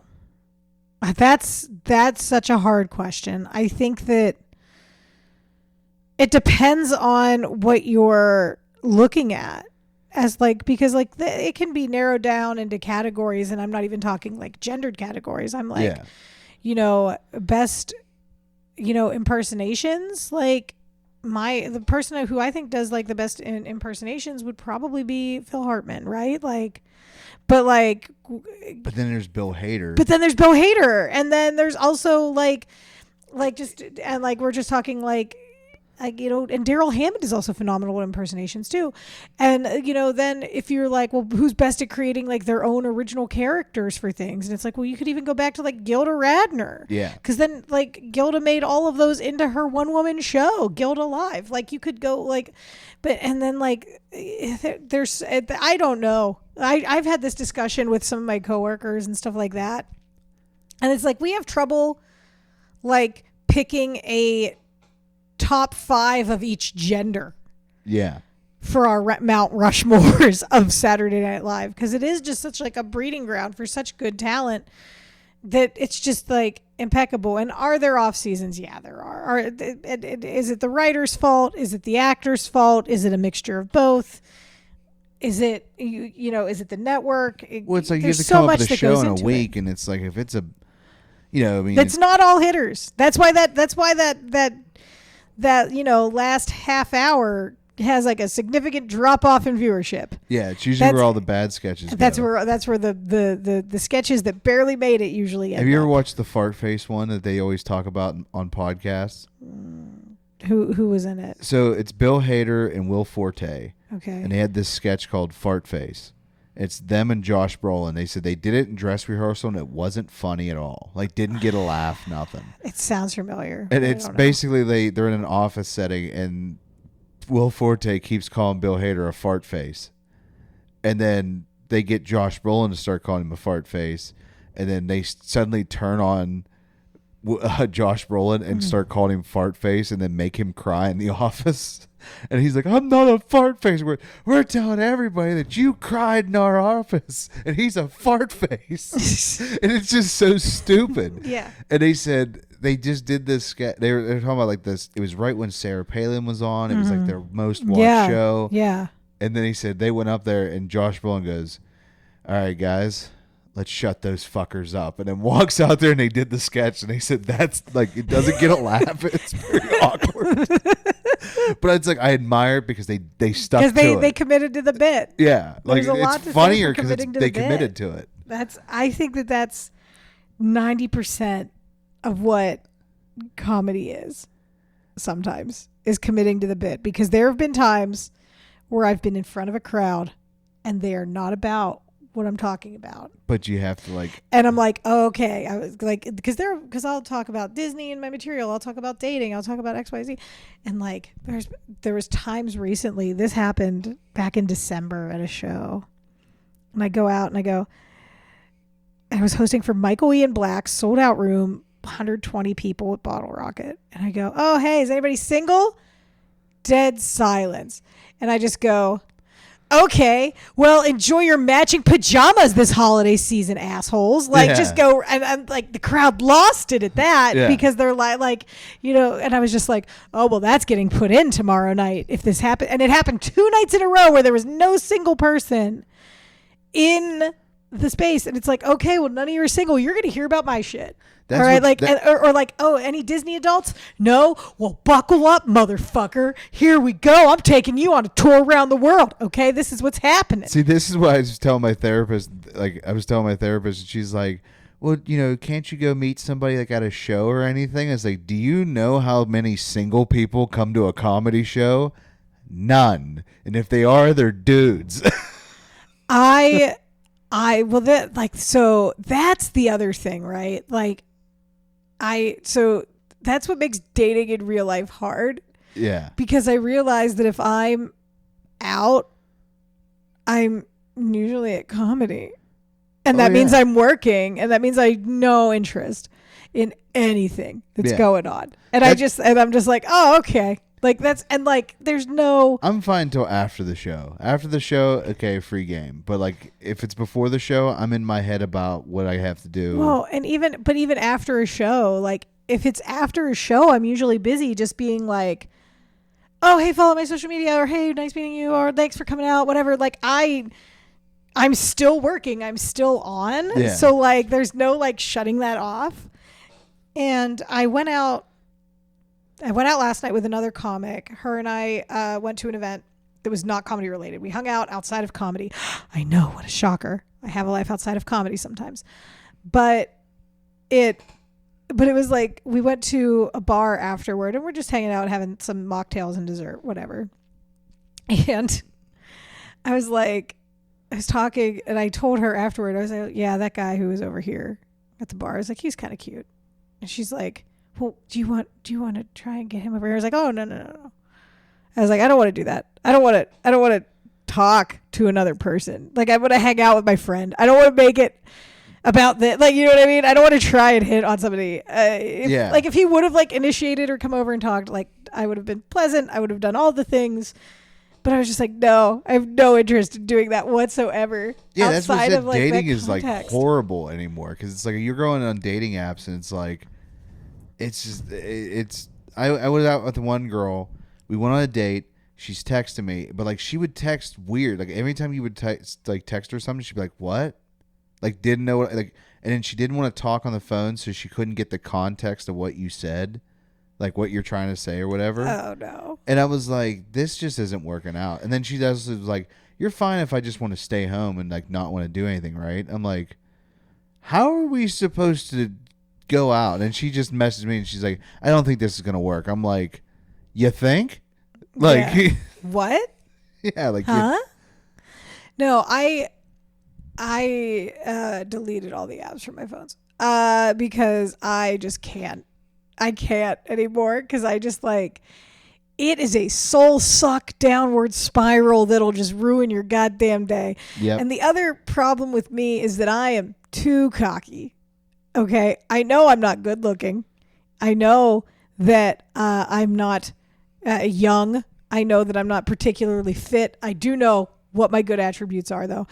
And I just know that I'm better in person. And I'm also one of those people who believes in, like, I'm not religious, but, like, I feel like divine timing exists, and what's going to happen is going to happen. Yeah. Okay. Like, if something's meant to be, it's going to be. Okay. And I don't need to download a fucking app for it to happen. Okay. It'll occur.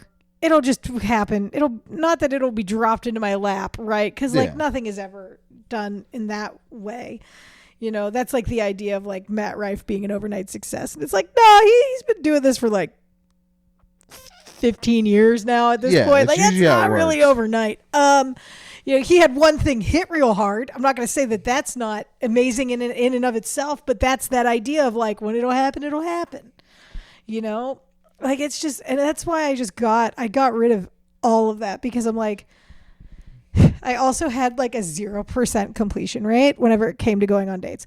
Dudes would ask me on a date and then cancel day of, literally hours before.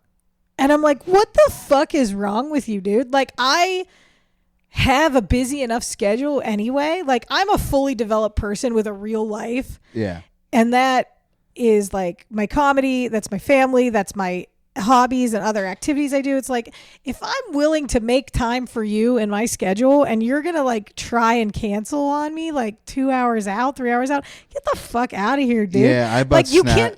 I had a dude cancel on me because he had to go back into work Monday and he had we were supposed to get coffee on a Sunday, like mid-morning.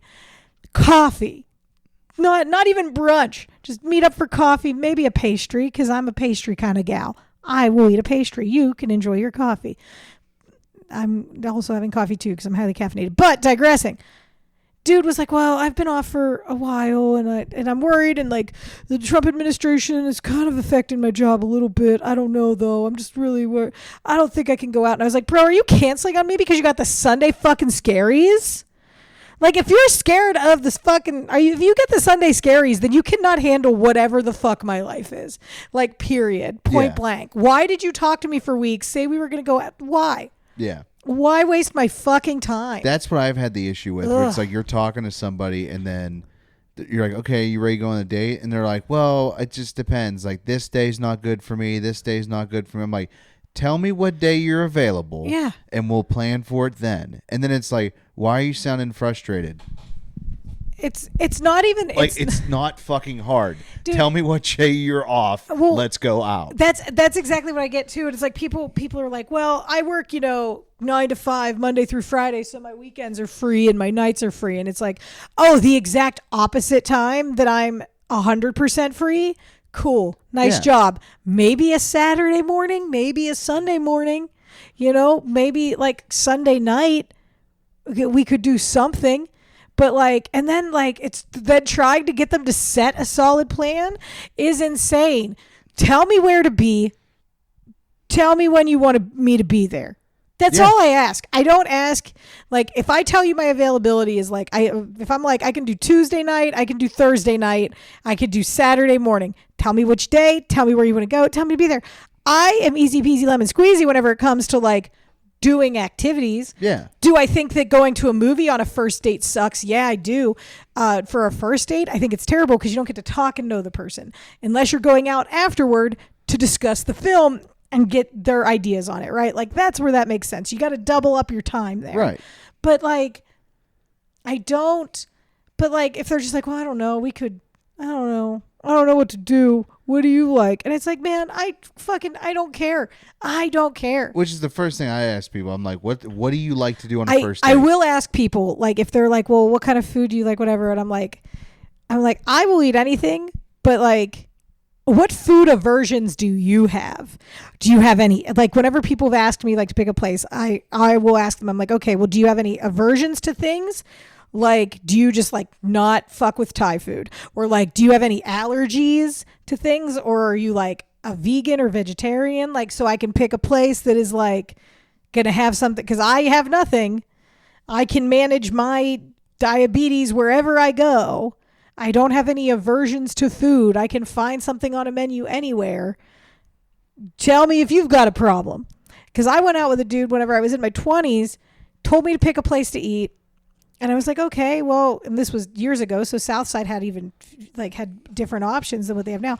But like, we went, I was like, oh, let's go to Emiliano's, because that's Mexican's basic. It's rice, it's beans, it's meat. You could get a fajita platter. It's very easy. Like, you don't have to do spicy. You don't have to do anything. This dude, also, I picked him up from like a family reunion and I met like his entire family on the first date. Ooh. What garbage that was. Also, I picked him up. What the fuck? Okay. It was also in my 20s. It was before Uber and Lyft like really existed. Yeah. I get it. And I'm also just too nice of a person. Which is, I said I got to get meaner. But we go to Emiliano's and he's like, oh, I looked at the menu already. I know what I'm going to get. I'm like, oh, great. I'll take a minute. I generally know because I've been here before a few times. So I order what I'm getting. This dude orders chicken nuggets and French fries off the kids menu at a Mexican restaurant. And I'm like, okay, man. Like, I was like, okay, well, why did you order those things? Like, I get if you're having a crate. Like, explain to me why you're ordering those things. And he's like, oh, well, my mom made me eat broccoli as a kid. So, like, I don't really, I have some trauma with food. I'm like, okay.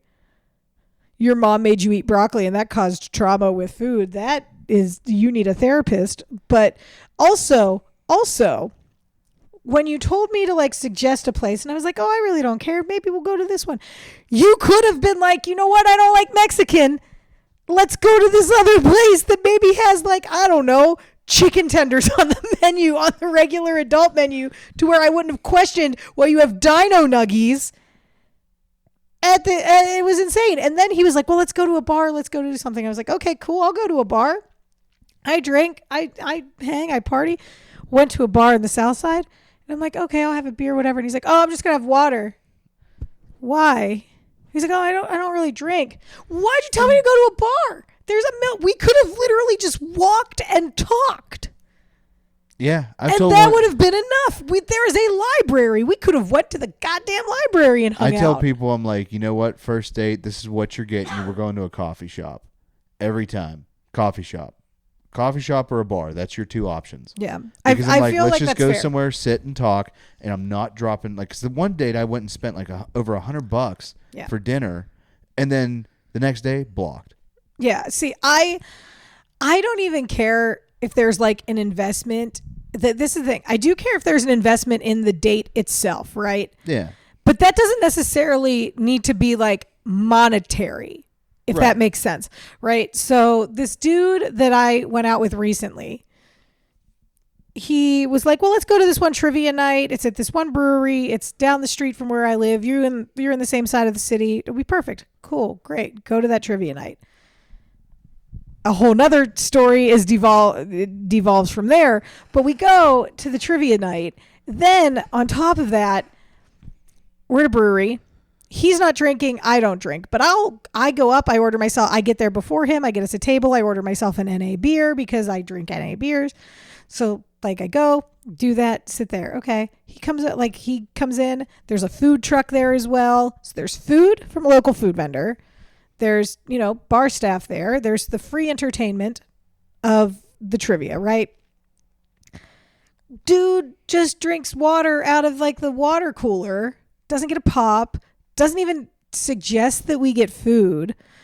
And like we're playing music trivia and I'm trying so hard, being like, oh, this song was from this thing. Or like, oh, I remember this. Like trying to get something out of this guy. Yeah. Who's also 31 or so years old and I'm 40. So like, like just talking about different things. And I'm like, how can you be just like so socially stunted that you don't like COVID fucked people up. Like that you're just not able to talk about stuff. But not only that, like by the end of the date, I've bought 2 NA beers, tipped out the bartender, did all that. Didn't get food because like, we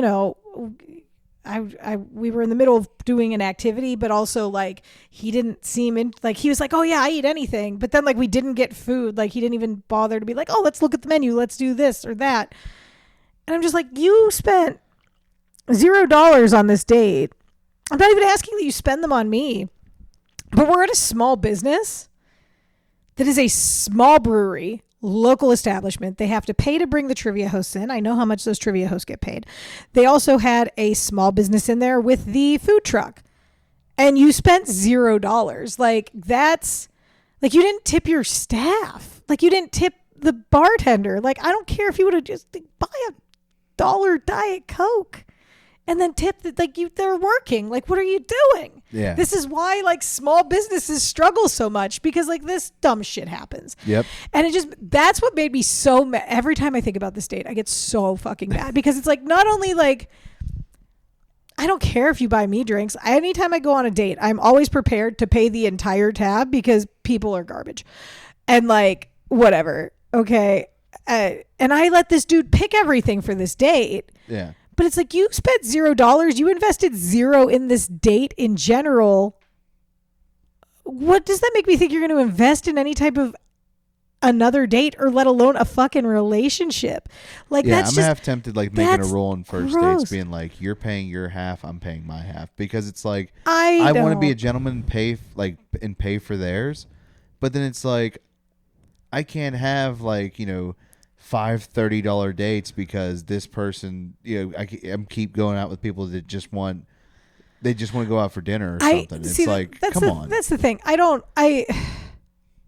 I look at a date as like either going out and trying something new that I'm interested in. Like, oh yeah, I'll go to a music trivia. I don't care. Like, I've played trivia before. It'll be fun. Or like going and doing something I would do either by myself or with friends regardless. Like, oh, I'm going to go out to dinner. Okay, I'm going to go and do what I would want. Like, I'm not going to order something off the menu that I wouldn't normally get just because I'm on a date. Yeah. And like same goes for like even a coffee date. And generally I arrive early. So 9 times out of 10, like if I'm arriving at like, there was one date that I arrived at where I was late because I had a show beforehand. And so like, and that guy, decent dude, picked up a tab, everything like that. He didn't need to. I was fully prepared because this was a, hey, let's meet. We literally talked that day and I was like, all right, fuck it. Let's roll. I have a show. You're on that same side of town. Let's go get drinks after the show. So we went, got drinks after the show. He didn't go to the show, obviously, but like he, you know, met me there. He did beat me there because I was leaving late from where I was at. And like, you know, he picked up my tab. Did he need to? No. I was totally prepared to pick up not only my drinks, but his in case something happens. Like, you just have to be prepared for that kind of thing. It's like a Girl Scout kind of mindset to have. Right. It's like, I'm always prepared. Like, I have some cash on me. I have multiple methods of payment in case something doesn't work. Like, that's just who I am. Yeah, I'm more about like on the first date. It's like I just want to get to know the person, like hang out with the person. Like it's all that's what I'm more concerned about. Yeah. Than what we do or anything. Exactly. Like it was later because it was after show, so it was like 10 o'clock. So we were kind of limited to bars, right? Yeah. And we went to like Allegheny Wine Mixer or whatever. So we were like limited to like so we just like chilled and had a couple drinks and just talked. Like that's like the ideal is getting to know someone. I don't know. And the thing is too, and I talk about it in my stand-up, is like some of these podcasts with these women on them who are like, you need to do this on a date. You should never go out of your house for this. You should have him order you an Uber to get to the date. You should do this. I'm like, what kind of delusional fucking person are you? Like, it's just bonkers. Because these women hosting these podcasts generally aren't actively dating. Yeah. They've not dated or have not dated in a long time to where it's like, okay, you're like, well, you're spending $300 just to get ready for this date. I'm like, no, I'm not. My eyeliner is $10 from Walmart, and I'm going to have it on beforehand anyway. Why? Because I was at a show. Yeah, and these are people that don't have to struggle getting a date to begin with. Like generally, yes. Generally, yes. I will say that. But it's also like, that's the thing is that like, it's not even that I just struggle to get to the date part because like also like, half the time, and not to be a jerk, but these dudes are just boring. And it's like, you got to have something going on with your life. Like, you can have your day-to-day job. You can have a set routine. You can eat the same food every day for breakfast and lunch. Like, you can have that same shit set up. But like, have a hobby. Play an instrument. Go do something. Have a group of friends you play D&D with. Be into chess. Be into something that gives you a perspective on things. Because, like, I can't. If you're boring, I can't. Shit, I'm boring. No, like, yeah. All I do is, like, I go to work, I do stand-up, that's it. Yeah, but you're nice. You're nice. Yeah. So it's like, I'm like, that's what I do. Like, what do you do? I was like, I go to work, I come home, I do this. I was like, sometimes I play PlayStation. That's it. But this is the thing. You come home, you do stand-up, you play video games. You clearly have a film. You enjoy film and movies. You go to concerts. Like, you have things that you're interested in. And like, it's like trying to milk a dry teat on a cow getting info out of these dudes. It's like, what are you into? Nothing. Well, then what's your days look like? I go to work. I'm like, do you cook for yourself? No. Like, at least, well, but that's the thing. Like, some people are into cooking, some aren't. That's fine. I get it. But like, what do you, like, why are these NPCs just out there on these dating apps? That's what they are. They're all NPCs at this point. I keep meeting the homebodies. They're like, what do you do? I just stay home and read. And I'm like, that's... Oh, that means they're into kinky shit. They're on that book talk. Oh, yeah, which is insane to me. Because they're like, what do you read? And they're like, smut. And I'm like, Well, then you have to ask, what kind of smut? Is it hockey player smut? Well, is it fairy smut? Ooh, I got to check the camera. My bad. Give me 1 sec. Okay, so we're back audio only for this one because... the camera decided to shit the bed. Well, not really. The battery did. I thought you said you were going to try and do a joke. I don't know. I was going to laugh about the irony that I wasn't prepared enough that I should have had 2 batteries. I mean, I think that this is probably the longest time that camera's ever had to run with you recording anything. So that's fair. I mean, how is that OnlyFans account going? Well, I mean, it's mostly feet pics. So fair. Yeah. The key for me, it's like I don't have you don't have any of the squishing videos? Oh, that's what I'm going to start doing. I'm just going to like put Well, not if the battery and, keeps dying like this. Yeah, yeah, they don't get their 3-hour live streams anymore. I was talking with a guy on a podcast. He said that he was doing a battle on TikTok, which don't get me wrong. Do you remember this? Like, remember Plenty of Fish? Like, they would have people go live and stuff. No. You ever see those dating apps where people go live? No. All right, never mind. No, I don't. I mean, I was on Plenty of Fish in like 2009, 2010. Yeah. Like no. I was in a committed relationship from 2014 until 2023. I missed all that. Yeah, see, like, it's weird. Dating apps. So, like, some of the dating apps, they let you go live and people stream on there.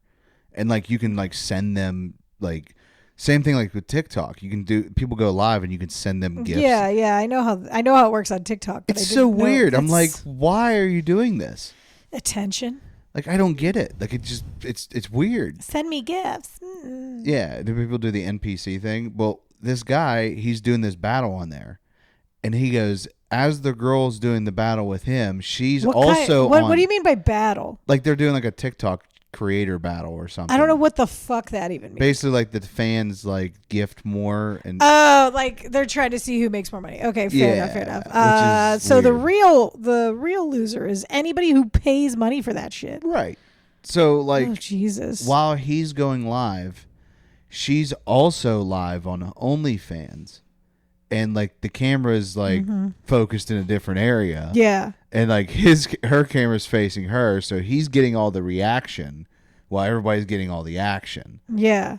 And I was like, dude, I don't know how you beat this person. Like, the simps, like, must have just rallied together and just saved you. Because I was like, how do you beat free cooter shot? You know what I mean? I mean, if you're not into cooter shot. There you go. That's how you would beat that. Yeah. I don't. It was weird. He was telling me that. I'm like, I just don't understand where things are in society anymore. I think that everybody who... It's weird because, like, we're all kind of panhandlers, isn't it? Yeah. Like, that's... I get it from a certain perspective for, like, certain things, right? Like, but that's what it is. They're like people who do the TikTok lives and stuff like that just to earn money and earn income. Like, I'm talking about the ones with like no actual talent. Like, there's definitely tons of them. Yeah. Like they're just on there trying to get money from people. It's like, you're literally the same as a person who is panhandling at the Liberty tunnels.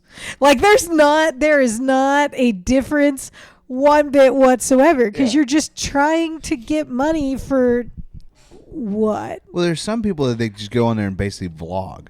Yeah. And they're like, just like, here's what my day was, and they just tell a funny thing that happened during their day. Yeah. Or just talk about their day and just embellish on it, like, maybe, or like, just make it, Yeah, I mean, like, I understand vlogging and blogging and stuff like that. I understand Patreon. I understand those things, but in those forms, like, people are creating something. Yeah. But the ones who just go on live to be live, or like the ones who stream and have like absolutely like nothing to add, that's what gets me. I don't understand. Like, I get it kind of if like, all right, this might demonetize you with all the money that you make. But like, if you're into like a mukbang, like, I understand people who will watch a mukbang not for the fetishized reason. That's a different reason. But like, for the reason of like, oh, I don't want to eat alone. Watching this other person eat and talking to the camera makes me feel like I'm part of something. That's great. And then like tipping them for that, or like giving them money for that, because it's like, yeah, they're taking their time out to create this content. Like, I get that. But like the ones who are just like, nope, I'm on live. I'm just going to be live the whole day on TikTok and just do my usual day. Like you're just letting a camera run in the background. Like you're doing nothing. Yeah, like I used to like YouTube like creators when they would go live because they would just take questions from Yeah, fans. that stuff's different. And it'd be like, oh, like, you know, hey, what are your thoughts on like this thing that's happening? And people being like, oh yeah, well here's what I think and like but what whenever I know. But whenever they're like, well, I'll only take questions if you pay, I hate that. Like, and I know that there are ways that you can pay to get your comments seen, and like sometimes they don't. Sometimes I feel like some of the creators who aren't as tech savvy don't necessarily know that happens sometimes. But like, yeah, I mean that kind of stuff is fine. Like especially whenever they're like Q&A about whatever or Q&A about this, like we're gonna live stream this thing. Like, I get that because, like, you're asking questions. You're not on there begging for money or anything like that. Or if you are, generally, you're doing it as a fundraiser type thing for a charity. It's like, oh, I'm doing this live stream. If you donate any money, it's going to go to this thing or whatever. But, like, no, the ones who just, like, no, I hate it. Yeah. I hate it so much. There's also, like, something to be said to, as I was talking about this with somebody else, and I don't remember who it was, but I was talking about Pat McAfee and Joe Rogan and just how much time they spend on air and like live, you know, doing like podcasting or TV shows or, you know, with McAfee, he's doing like game analysis, stuff like that. And I'm just like, man, do you think either of those dudes have ever had an inside thought in the last like 6 years? Like, I don't know. Yeah. And I feel and honestly, for some of them, I feel real bad because they can't have an inside thought anymore. And that's just that's disturbing. And like, I'm a generally a Pat McAfee fan.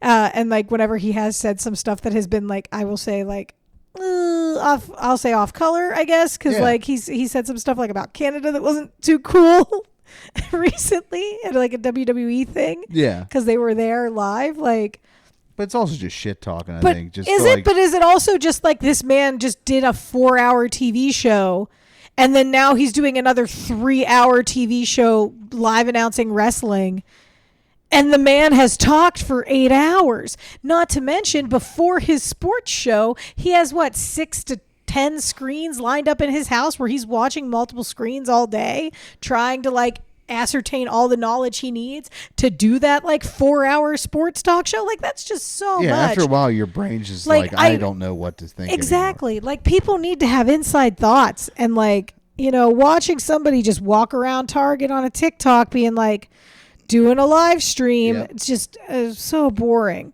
It's only a matter of time before they get quote unquote canceled because everyone has a thought that's maybe not going to be the best thing that should have came out.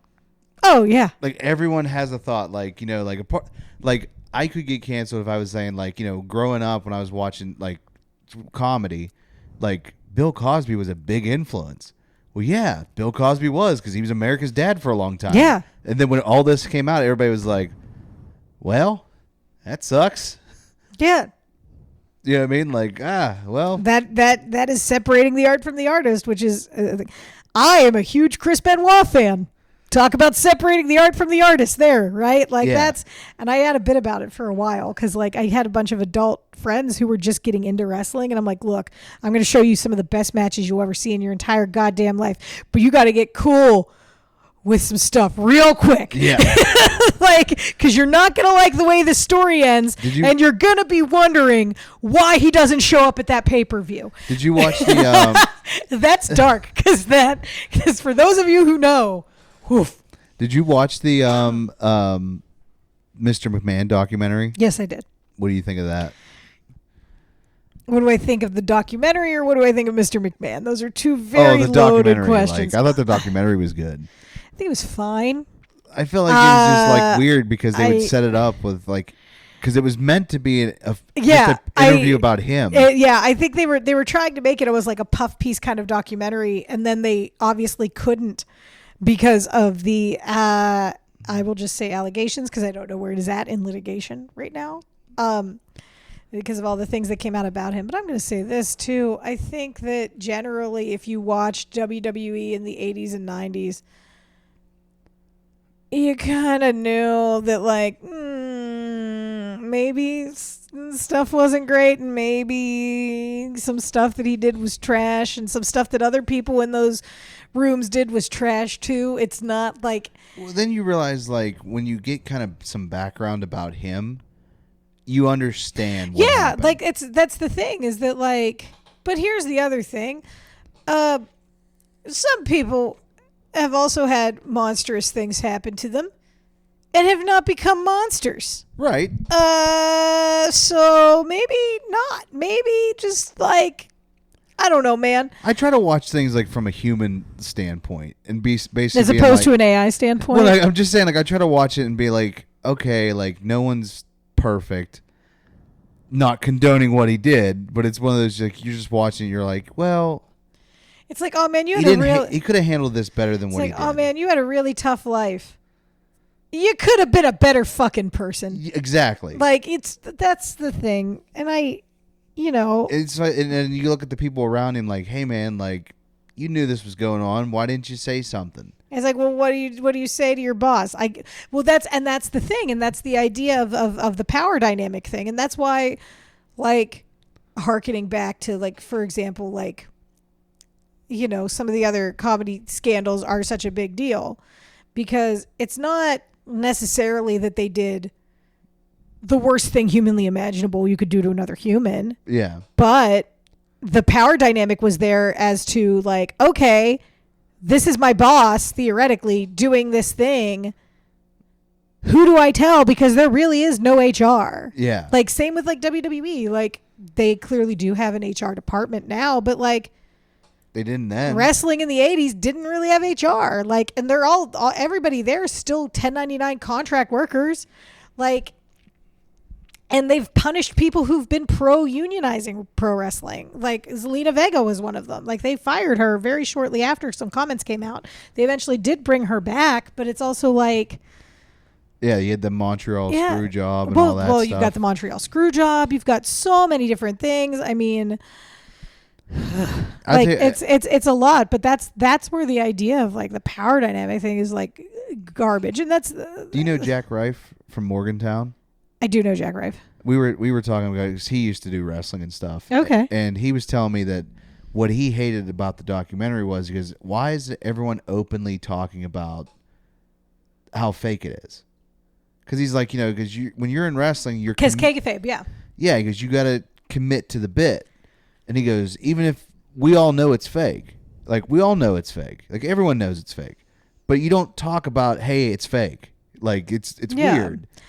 And he goes, that's what he hated about the documentary. He goes, it's just everyone pulled the curtain back on it. And it's kind of like, well, how do you maintain this now? Like, the illusion's been broken. That was the whole point of the documentary, though, was to break kayfabe. Yeah. Because it was breaking Vince McMahon's kayfabe. Yeah. That's what it was supposed to do. It was supposed to humanize him. And it didn't. It just made him it worse. showed that he could be a monster of a human. Yeah. Like, and this is the other thing, too, is I think that a lot of people knew a lot of things. And I feel like that's why certain people left that company when they did. And it's fine, but it's also hard, too, because, like, look at that company. Who's running it? Not just Vince, it's his whole family. So you're taking, like, well, now the Secretary of Education. That blows my mind. Blows my mind that that's a thing. Oh, my God. I'm not mad about it. I'm also just like, it's, what I mean? Did you ever look at society like, this is a South Park episode? Like, you can't make some of that shit up. I feel like they're running out of material because it's like, this is just a documentary of every episode. And you know what? I'm going to bring this back around. This is a callback. I don't think RFK should be in charge of, HHS. I don't think he should be in charge of Health and Human Services. There's one man who should be. HHS should belong to DDP. There we go. There it is. There we go. There it is. Okay, that's the one man who could bring it all back. If gym class was just DDP yoga. Dude, Diamond Dallas Page fixed Chris Jericho's herniated disc. Jericho's wife was a January 6th. So, like, definitely could align some things there. I don't know where DDP stands politically. I think he's a pretty cool dude, so I would hope that he's on the right side of things. not the right, the correct side of things. You know, but also, like he helped Foley lose a bunch of weight. He's helping Lex Luger walk again. That blows your mind. That blows my mind. Yeah. But put him in charge of Health and Human Services. They should just make that their like the way that wrestlers get in shape. That's what it's been. Like he's let DDP let like Jake the Snake and other people come in whenever they were like essentially not able to get into like a halfway house because they were like in recovery and like they were still using and stuff. And yeah, Razor Ramon was going to kill himself. Exactly. He's on the phone with him, like, oh god. Exactly. Like he's brought those dudes in and like been able to like, bro. Anything DDP does in that regard, watch something horrible come out after I record this episode about how much I love DDP, because that is just that is the way my life works. But like him and his wife Kimberly, let them take over HHS. I'm here for it. That's what I want. That's who I want. Okay, let's see, who else could we put in different governmental positions that would be interesting. Ooh. Let's see. I like this postulating game now, but I think DDP for HHS is definitely the way to go. Can we go real or imaginary? Because I want Scrooge McDuck as Secretary of Treasury. Oh, I think the only real answer would be McDuck as Treasury. Scrooge McDuck would have that. Yeah, shit. but I think we should go real just to make it more tangible because also then it's like, well, which Scrooge McDuck? Are you talking the original one or are you talking David Tennant? Because David Tennant recently voiced Scrooge McDuck, and you know what? David Tennant, here for it, okay? I was surprised Doctor how Who good he did. and Scrooge, hell yeah, bro. I'm here for that. That would be amazing. I do like, old. I mean, it was weird at first. Like, you're so used to one DuckTales. Well, yeah, and the animation style is different, but I loved the voices. I love Daniel Pudi from Community. Like Bobby Moynihan was great voice acting cast. Yeah, Ben Schwartz. Ben Schwartz, fantastic voice acting cast. Can't really go wrong with that. But yeah, let's see who else. Who else could be Secretary of Treasury? Oh yeah, who could Warren be? Buffett. He got money. He knows what he's doing. See, I think that you. Jim Cramer. Jim Cramer. From Okay. what is it called? Mad Money. Okay. That guy who yells at the TV and that'd be perfect. That's the man for that job. What about Secretary of Defense? Ooh, that's easy. Stone Cold. Stone Cold? I don't know. You keep it up, I'm gonna open a can of whoop ass on you. That would be fucking awesome. I don't think I love Stone Cold Steve Austin, but I know he's not. I can't guarantee he would do well. I mean, Arnold maybe. He's a cat guy. So I think that like if you threatened his cat, like that would be enough to get him to be like, nope, you know what? I'm gonna acquiesce. Because he loves that cat. Well, if you kill his cat, then he's just he's stunning everybody. No. I mean, I guess theoretically, if we're talking fictional characters, it has to be John Wick. Yeah, well, I'd say Arnold. No, because Arnold just rolls in with a minigun. That sets the tone. Throw a jab out, set the tone. You got the Terminator on us. Secretary of Defense. Let's see. That's I don't a tough know. one. Who runs a good defense? I'm surprised we honestly just don't have. Who has one of the best defenses in the NFL? Well, it's not the Steelers. We know that. It's not the Steelers. Ooh. Oh, I don't want to say Kansas. No, it wasn't Kansas. No, not Kansas City. Eagles The Eagles were pretty good. You know what? It's gonna be bold statement right here. Jason Kelsey.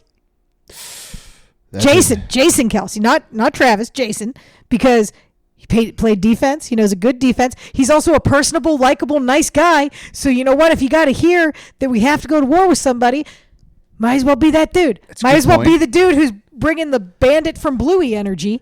I feel like we should just put pro wrestlers in every form of our government. Well, I mean, he's not a pro wrestler. No. Jesse Ventura, come on now. Jesse Ventura has already been involved in the government, so we can't. When he's down in the Baja. I don't. I fucking love this, watching Jesse Ventura on anything he does. Because it's just conspiracy theory after conspiracy theory. And I feel like he's right about some of them. Like some. We'll give him like a 33%. Oh my God. That's not a good completion rate. That's not good. 33%. That is only 1/3 of his thoughts that are accurate. That's terrible. Well, I mean, Okay. I mean, if you're I mean, that's what the odds are. Conspiracies are. Mm-hmm. All right. At least a third of them are right. All right. Who's a communications secretary? Ooh, I don't know who's a good communicator. I was going to say Howard Stern, but no, that might not be good. I mean, I hate to postulate, but it's it's got to be Rogan or Tony, right? I would pick Rogan. I don't know if I couldn't see him doing it though, because he's like, this is too much. I don't think he can communicate eloquently enough. I think Tony is more eloquent. Yeah, he'd be having everybody do mushrooms. But that's the other thing, though, is that they have such a captive audience. They're already communicating to that many people. Why not? Yeah. You have to pick somebody who's platformed that heavily. Am I correct? Okay, so like back in the day, it could have been Walter Cronkite, just based on the views. Yes. You know what I'm saying? Oh, based on the views. You know what? Could be Mr. Beast. Ooh. Could be Mr. Beast. Mr. Beast is a lot of who's got big YouTube viewership. And he already has a background that makes him a good political candidate. He's surrounded by controversy. Well, I mean, who the fuck isn't? Am I right? Let's see. I could see Mr. Beast being communication. Well, who else? I'm trying to think who could be good. Who would be a good TV guy? Because someone who can do TV too. You have to have somebody who can do TV and radio. They got to have the voice. They got to have the look. That's why I'm saying Mr. Beast could do it, because he produces that content. So, no, Oprah. No. Oprah would be a good communication secretary. Yeah, because like she would be. She would be. And everybody would get a car, so it'd be a win-win. All right. Like, you get a car, you get it. Yeah, it's like, sweet, I can't afford gas, but yeah, that's great. No. I think it would repair a lot of things. They would repair a lot of things. Who would be good Secretary of State? Oh, man. Well, firstly, we got to find somebody who can name all the states and their capitals in alphabetical order. Shit, then we're all fucked. Because I don't think if they did Are You Smarter Than a Fifth Grader now, nobody would win. They have done that show now, and it's been hosted by Travis Kelce. And it hasn't. I did not know this. They had Foxworthy as the original, and then I think Cena maybe hosted it for a minute, and then Travis Kelce is like on a reboot. I just can't see that being like everybody's gonna lose. Yeah. Like even the kids are like, we're fucked. I don't know. I don't. Oh my God, Secretary of State. It's a tough one, isn't it? Because I don't even know what they do. I'm going to say this. It'd be great if I knew what they would do. I'm going to say this. I'm going to say Pete Buttigieg, because you got to have one serious, real politician in that whole cohort to try and keep it together. And it seems like that guy is always the Secretary of State. Yeah, it's like when you're doing like politics, it's basically like casting a Muppet movie. We need one normal person, and the rest are puppets. Muppets specifically. Puppets are different than Muppets. That's true. Let's not even get into that debate with me. No, Kermit. Y'all fuck with Muppet Kermit babies. He explained what about Muppets. Y'all fuck with Muppet babies. Y'all fuck with Muppet babies. Wow. That's how I've been Talk about a bad before and after. That's fuck Muppets? No, that's how I started a bit recently, because I was like, I wanted to see how it would work. And then somebody commented underneath as like to say spot to my one post, because I was putting pictures of Muppets underneath everybody's like response. He just wrote, he's like, y'all fuck with Muppet babies. And I'm like, good to know one person at that fucking open mic listened to me. I remember watching Muppet Babies. I'm mad you can't rewatch it though. You can't rewatch those ones, but the new one that was on that came out in 2018 on Disney was good. It's on Disney Plus. It's worth it, and you can tell that comedians wrote it, because they have episodes where Fozzie was having his first big joke show, and he invited all of his friends to go, and they didn't show up because they were playing a video game. Then there's another episode where Fozzie loses his joke book, and another Muppet finds it and is telling the jokes out of Fozzie's joke book, and like it just destroys him. It destroys him. Let's see who else. I will say the best Muppet show. There's so many was good the 2015 one. That one was good, but you know what? The newest version of Muppet Babies has so many good callbacks to it as well that it's like you got to check it out. I think it was really slept on. They had like 3 seasons. It was good. It was good. I know the ultimate Muppet movie growing up was Muppet Treasure Island. Okay, so this is the thing, right? I know that the movie, and I've talked about this in stand up, and it's she's never heard the bit because she's never at shows. But like, I know that my sister probably had a sexual awakening to that movie because she was in love with and obsessed with Tim Curry and like loved him in Rocky Horror after that. And I'm like, oh, dude, we went and saw a Muppet movie as kids, and then you wanted to fuck Long John Silver. Like, that's messed up. That's weird. My brother looked like Long John Silver for a long time. My oldest brother. Is he single? Yes. He used to have the long hair, but now he cut it short, and it's it's not the same. Because like the hair's faded over the years. Like, ugh, gross. But like when he is like in his 30s, like now he looks like he was rocking from Rocky Horror. Yeah, like from his 20s to 40s, he looked like Tim Curry from. Oh God! You just said from his 20s to 40s. Oh, that made me feel gross. Yeah. No, no. That for me, and it's the one Muppet movie you can't find anywhere. It's Muppets Take Manhattan. You can find Great Muppet Caper, but none of the streaming services have Muppets Take Manhattan because of the distribution. That's weird. That's the same. I don't believe it's the same distributor as Dogma. And but it's the same kind of a fucking reason. Oh, that's bullshit. I'm not saying Weinstein's involved with the Muppets. Is what I want to be very clear in saying that. But it's the distributor doing a sequel to Labyrinth, which is technically Muppets. Yeah, well, I mean, you could say Labyrinth and Crystal or Dark Crystal or Muppets. They kind of are in the same way that Fraggle Rock is. Like they're but also the same way Sesame Street is, right? Because they're all from like the Jim Henson Workshop. But, you know, it's I don't know.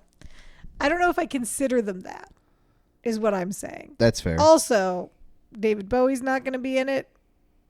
Yeah, that's a hard one because who do you get to replace Bowie? There's nobody that can compete with Bowie. I'll be honest, Adam Lambert would probably do a really good job. Okay, that's fair, but it's weird. That's what we don't have icons anymore, really. No, we don't. We really don't. We have these dumb fucking YouTubers. Like how long is Chappell Roan going to be around? Hey, how long is she going to be around for? Honestly, Chappell Roan. Honestly, she's going to be around for a long time. She's very fucking talented. I think she's that's good. another one. That's another one whose overnight success has been going on for 10 years. So like, but we don't. You're right in that like we celebritize everyday people like who are on YouTube or Twitch or, you know, look at the fucking Paul brothers, from Christ's sake. Yeah, like, you know, like it used to be Johnny Depp and then now he fell. Well, no, yeah, Johnny Depp I would say was potential legend status. I don't know. I feel like the idea of legendary is a hard one to kind of think about because like look at Willem Dafoe. Yeah. What a transformative actor. What a talent. But like, would you call him legendary? I don't know. He's like a modern legend because he's just older and it's like. Maybe. I mean, like. But like, and this is the other thing though, is like Disney gives out like a Disney Legend Award to like different, it depends on what you are. Yeah. What your capacity is in Disney, whether you're an Imagineer or an actor, stuff like that. And Josh Gad got the Disney Legend Award. And I kind of get it, but it's also like he's always been a Disney fan. But it's like you've had two roles in Disney. And to be fair, like they were both groundbreaking, like in a way, right? Like whenever he played Gaston in the live action Beauty and the Beast. And again, I just listened to his book, so it is prominent in my brain. Like there's the you know, LeFou dancing with, you know, he played LeFou rather. There's LeFou dancing with the other man, right? Well, like so that's like the queer my brother's moment. like, why is everybody shocked? He was gay for Gaston that entire movie. And I was like, he's not wrong. I don't know. I after listening to the book because and also like I'd have to go back and like rewatch it. I think that it is like there is an adoration there, but and that's what the director said in an interview that Josh Gad quoted. He's like, he doesn't know if he you know, wants to be him or wants to kiss him. And it's like, that's what it is. It's like, you don't, because there's that much adoration. It just depends on the viewer's interpretation of it. Like, I never got that as a kid watching the movie. Yeah. I never got that from listening to the songs. Like, I never got that from that. But at the same time, like, I understand the adoration thing. Yeah. And like oh my God, this guy, like he's so great, he's so cool. I get that part because that's called imposter syndrome. But but then he also, like I said, he played Olaf, and Olaf is, important. It's $1 billion movie right there. Yeah, so. I mean, like one of the highest, the only movie I think that's higher grossing than that is the sequel, the Frozen 2. He's played 2 Disney characters. He's always loved the company, but it's one of those things. It's like, wow, like that. But then you're up there with people like Marty Sklar, who's I am excited for him doing Spaceballs too. I just don't know if it's going to be good. I'm excited about it. He is working with Mel Brooks. He is, and Mel Brooks was actually interviewed in that book. So, good callback. Yeah. But I also just don't know. I don't know how I feel about it. As a Star Wars fan and as a Spaceballs fan, and knowing that, you would need to recast, Barf. You'd need to recast. Yeah, and it's can you touch it again? It's eh. I don't know. There's a lot there. I want to know, but I'm gonna watch it regardless. Yeah, I'm gonna watch it, but it's kind of like watching Coming to America. The first one. I haven't seen the second one. I haven't seen that, and I didn't watch History of the World Part 2. Yeah, because the way they released that was just not. I was like, I don't have time to sit out every day for an hour. I tried to watch it, and it was this is very disappointing. Yeah, I'm a little concerned. Because it's you've seen where the second one was leading, Jews in space. That's what we're supposed to get. You didn't follow the plan. If Spaceball 2 isn't called The Search for More Money, I'm going to be upset. Because it has to be with it. I think you said in the first one. I think that is what they titled it. Because I think that Josh Gad made a reference to that. Good. In his book. You have to. Like I said, if that's History of the World Part 2 was supposed to be Jews in space. Remember the end of History of the World? Well, is great when you see the Flying Star of David and they're like Star Trek. Yeah. But I also think was that just maybe also alluding to Spaceballs. Yeah, which is that. It is before Spaceballs, so it's Well, that's the thing though. Production, that's the thing. I'm production wise, maybe that was just his allusion to doing Spaceballs. Yeah. Because that's what Spaceballs was. Spaceballs was Jews in space. Yes, it's hilarious. I love Spaceballs too, or Spaceballs, because it's just there's so many little jokes in there that makes me laugh. Everything about it. The animated series, I wasn't much of a fan. Yeah, that was just garbage. But the idea of the merchandise being such a big thing. Oh God! And I can't wait until the merch. You could actually get the merch. That's the merch. That's gonna be so good. I was I can't wait for. I have a shirt. The T-shirt. I have a shirt that says "May the Schwartz be with you." I do not play. Whenever that merch comes out, all of my money. Just that movie can make so much money because think about the popcorn bucket. It's gonna be Spaceballs, the popcorn bucket. Spaceballs. Oh it's all they have to do is put Spaceballs this. And I will buy it. I will buy Spaceballs the popcorn bucket. I'll buy Spaceballs the phone case. I'll buy Spaceballs the lanyard. It would be like I said, they can make so much money off that movie just in merchandise alone. Spaceballs the cup. Yeah. Spaceballs the souvenir cup. Oh no, we have. Did you bring protection? Yes, Spaceballs the condom. Oh my god, the major asshole scene makes me laugh. Everything Mel Brooks does, I adore. I remember watching that with my dad, and he goes, "What's the matter, Colonel Sanders? Chicken?" And my dad lost it. That is such a good line because it's so stupid. That's what makes comedy fun. Is just dumb shit. That's what I'm saying. We don't have. It's you don't have people that can come up with things like that, and when you do, it's you notice it very Well, that's why I like the comics that I like. Yeah. Oh God, Travis. We were talking about Travis Walling a minute ago. Travis had a joke at the show that we were on, and I forget what it was, and it had me gagged. I was like, I could not. Oh my God, what was it? It was a gender identity joke, and it was just so solid. I'm like, oh Jesus! Like I lost it on stage. I love it that he'll say things in such like a such a casual way. It's the delivery. Yeah. Same with Lorenzo. Like we mentioned, their deliveries are just both so great. It just nails it every time. I love that. I love somebody who can do just like a stone cold delivery, but then be like cheeky at the end a little bit about it. Like just like.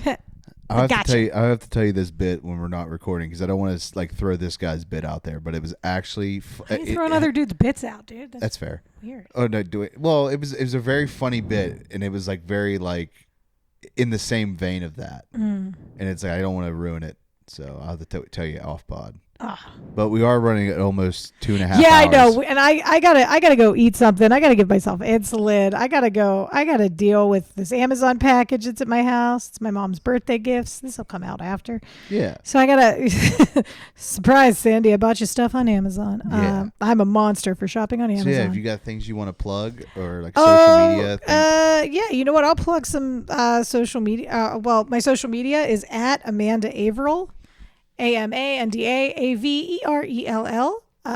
for Instagram and TikTok if I'm ever on there. And yeah. And I share the links in there in the description. So cool. And then Bruce Bergshark, Bruce_Bergshark. Bruce is a very, very famous shark. Please follow him.